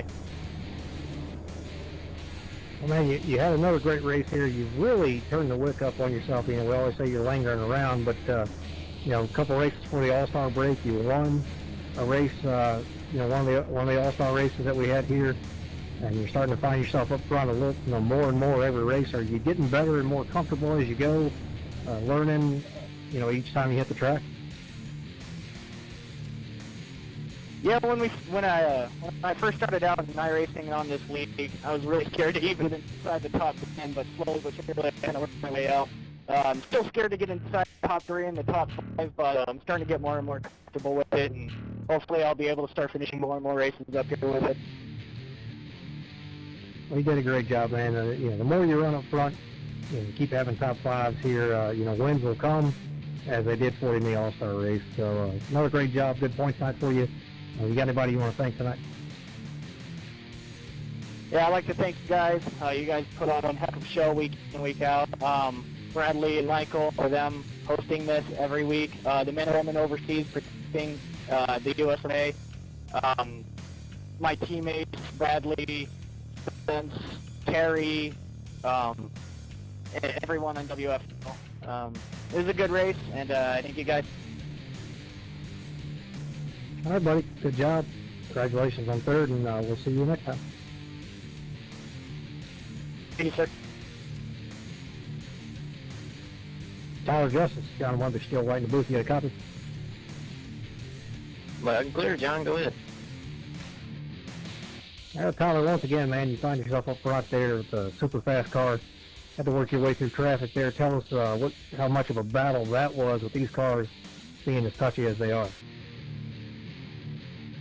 Yeah, it's a battle. I mean, you're going around here wide open for the first few laps, and then once the tires start to wear off, it gets super loose and becomes a real handful. But at the beginning of the race, I got caught up in a wreck pretty early, got 2 laps down, had to battle back from that. Finally got back up there and put myself in position with like 20, 30, maybe 40 laps to go, and spun it coming off 4, went through the grass, saved it for the most part, and the next caution came out. I knew that there was only a handful of laps to go, and you're riding wide open around this track.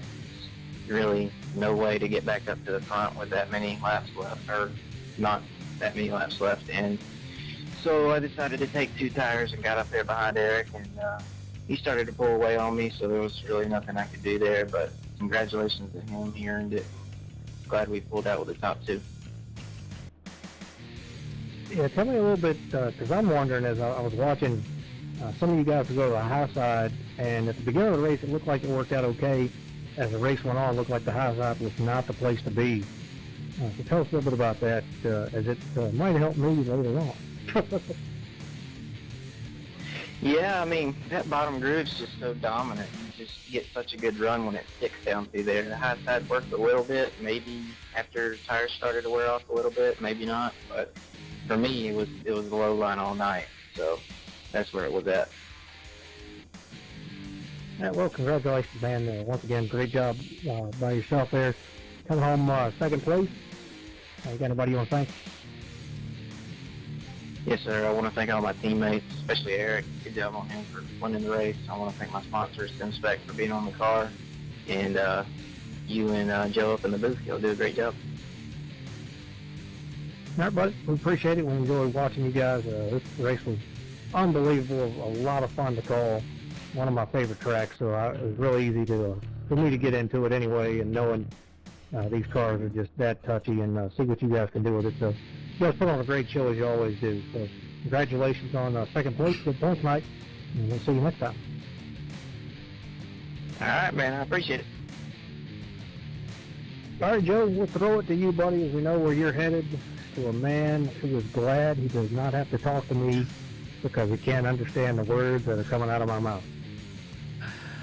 Absolutely. Well, I tell you what, folks, tonight it was an awesome race here under the lights, Charlotte Motor Speedway Grand National Series presented by MotorSim Racing Magazine. Well, there can only be one, and one indeed, that man in the 96. We know him by Eric Tesh, and he's got the Iceman for the Neverlands, folks. He's got the Hooligan Gang Zebra machine out there rolling. Tonight's winner is Charlotte Motor Speedway, Eric Tesh. This is Joe White in the booth. Got a copy? Yes, Joe. Yes, Joe. Got you loud and clear. All right. Well, I tell you what, Man, you're still awake and you're flying high. You were burning rubber and burning up the track out there tonight in that number 96 machine. You were cool, calm, and collective all the way to the end and was able to bring it home here tonight. How's that make you feel for the win? Well, you know, after the All-Star races last week, I had really much confidence to get a win here, and from there on we built on, and I'm just really happy we won again on Charlotte. Just hate 1.5 mile tracks, but somehow I figure out how I need to get around these tracks, and finally it's in my advantage. Well, for a man who's hating that 1.5 mile tracks, man, so much, please give me some of that knowledge you know, because it definitely helped me out. Because you're the White's winner here at Charlotte Motor Speedway for the Grand National Series presented by MotorSim Racing Magazine. You got anybody out there you want to thank for that? I want to thank my teammate, especially Tyler, for the great battle we had on the end. I want to thank Michael. I want to thank Bradley. I just want to thank every supporter I have on your stream. And I want to thank you, Joe. Well, as always, man, I appreciate it and appreciate all you guys out there, man. This is awesome, and to watch, what a race. Me and John up here loved every minute of it, from the green flag to the checkered flag. As always, you guys put on a show each and every week, and man, it's an honor for us to sit up here and call these things. The viewers love it. We love it. Man, you know, hey, couldn't ask for anything else, man, but tonight's winner under the lights here, Charlotte Motor Speedway, for the Grand National Series presented by MotorSim Racing Magazine. That man right there, Eric Tesh, we know him from the Neverlands, and we call him Iceman for the Neverlands for a reason. It was cold as ice and calculated, brought it home here tonight. Gentlemen, awesome race. Good luck. See you next week. Have a good Memorial Day weekend, by the way, because we're going to be off this weekend for a couple of days. So, y'all all have a good one. All right, John. Wow. He's pumped up and excited over that one. Let's get a race results here. As tonight's winner again, Eric Test, the Iceman from the Neverlands, brings it home in victory lane. Tyler Justice, Mr. Excitement there, pulls it off in second. Zach Lingren, third. Christopher Matthews, fourth. Craig Lerman, fifth. Derek Robinson right there in sixth. Kenneth Yance, Mr. MotorSim Racing Magazine himself, in seventh. Spence Thompson, eighth. Waylon Lamb, ninth. And David A. Levine rounds the top 10. At MotorSim Racing Magazine's John Barron finishes 11th. Michael Redding 12th. Jason Alexander 13th. Mike Bruno 14th. David Heisen 15th. DJ Hargrove in 16th. Andrew Cernali 17th. Gordon Larson Jr. 18th. Ronald White 19th. And Chris Akers rounds out 20th. And we got Ryan W. Daniels right there in 21st. Aaron Friend in 22nd. Jason Burgess 23rd. Tommy Haynes 24th. Aiden Young 25th. Terry Perry Mason in 26th, and old Blake Fallon rounds out the top 27 here. And man, I tell you what, John, couldn't ask for anything better tonight. Under the lights, Charlotte Motor Speedway. I loved it. It was an awesome race here for the Xfinity guys here at the Grand National Series presented by MotorSim Racing Magazine. What a race. You got any final thoughts on it? Oh, I think the guys did a great job. It's a very difficult car to drive, as we touched on all night long, so I don't want to beat a dead horse, but just unbelievable to see. Saw some of the guys push the limits there, but Eric does what he does, man. He took care of his stuff, was able to be the fastest car at the end and bring home another one. Yes, he does, man. He's able to take care of it, and I think that's the key to it right there. The man knows how to take care of tires, take care of a car, and most of the time stay out of trouble, and that brings it home. He might not like 1.5 miles, but if you've got all those ingredients and you put it together in one swoop plan, and it comes together in one night, hey, victory lane is usually where it's going to end up at, or a good finish nonetheless. So, with that said, folks, man, I appreciate each and every one of you coming out watching this awesome race here tonight. Check us out tomorrow night. We're going to be at Kansas Motor Speedway. Me and Ryan W. Daniels are going to be in a booth at ExtremeMotorsports99.com. More Xfinity Series action, and then Thursday night, still the ExtremeMotorsports99.com. We got the Cup Series. You're going to see John T. Wimps out on the track at Kansas Motor Speedway, along with a bunch of other, man, fast cat drivers out there. So until then, everyone have a good night. Thanks for coming out.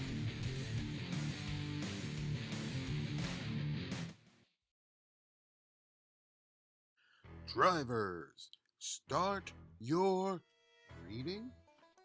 MotorSim Racing Magazine is the first and only magazine dedicated to sim racing.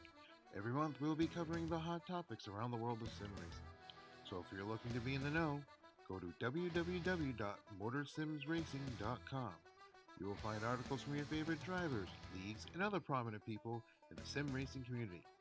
Want an update of your favorite league? We got it. Want to learn the basics on finding a perfect league for you? We got it. Want to know more about how leagues are run? We got it. So remember, when you want to know what's going on in the sim racing world, go to www.motorsimracing.com.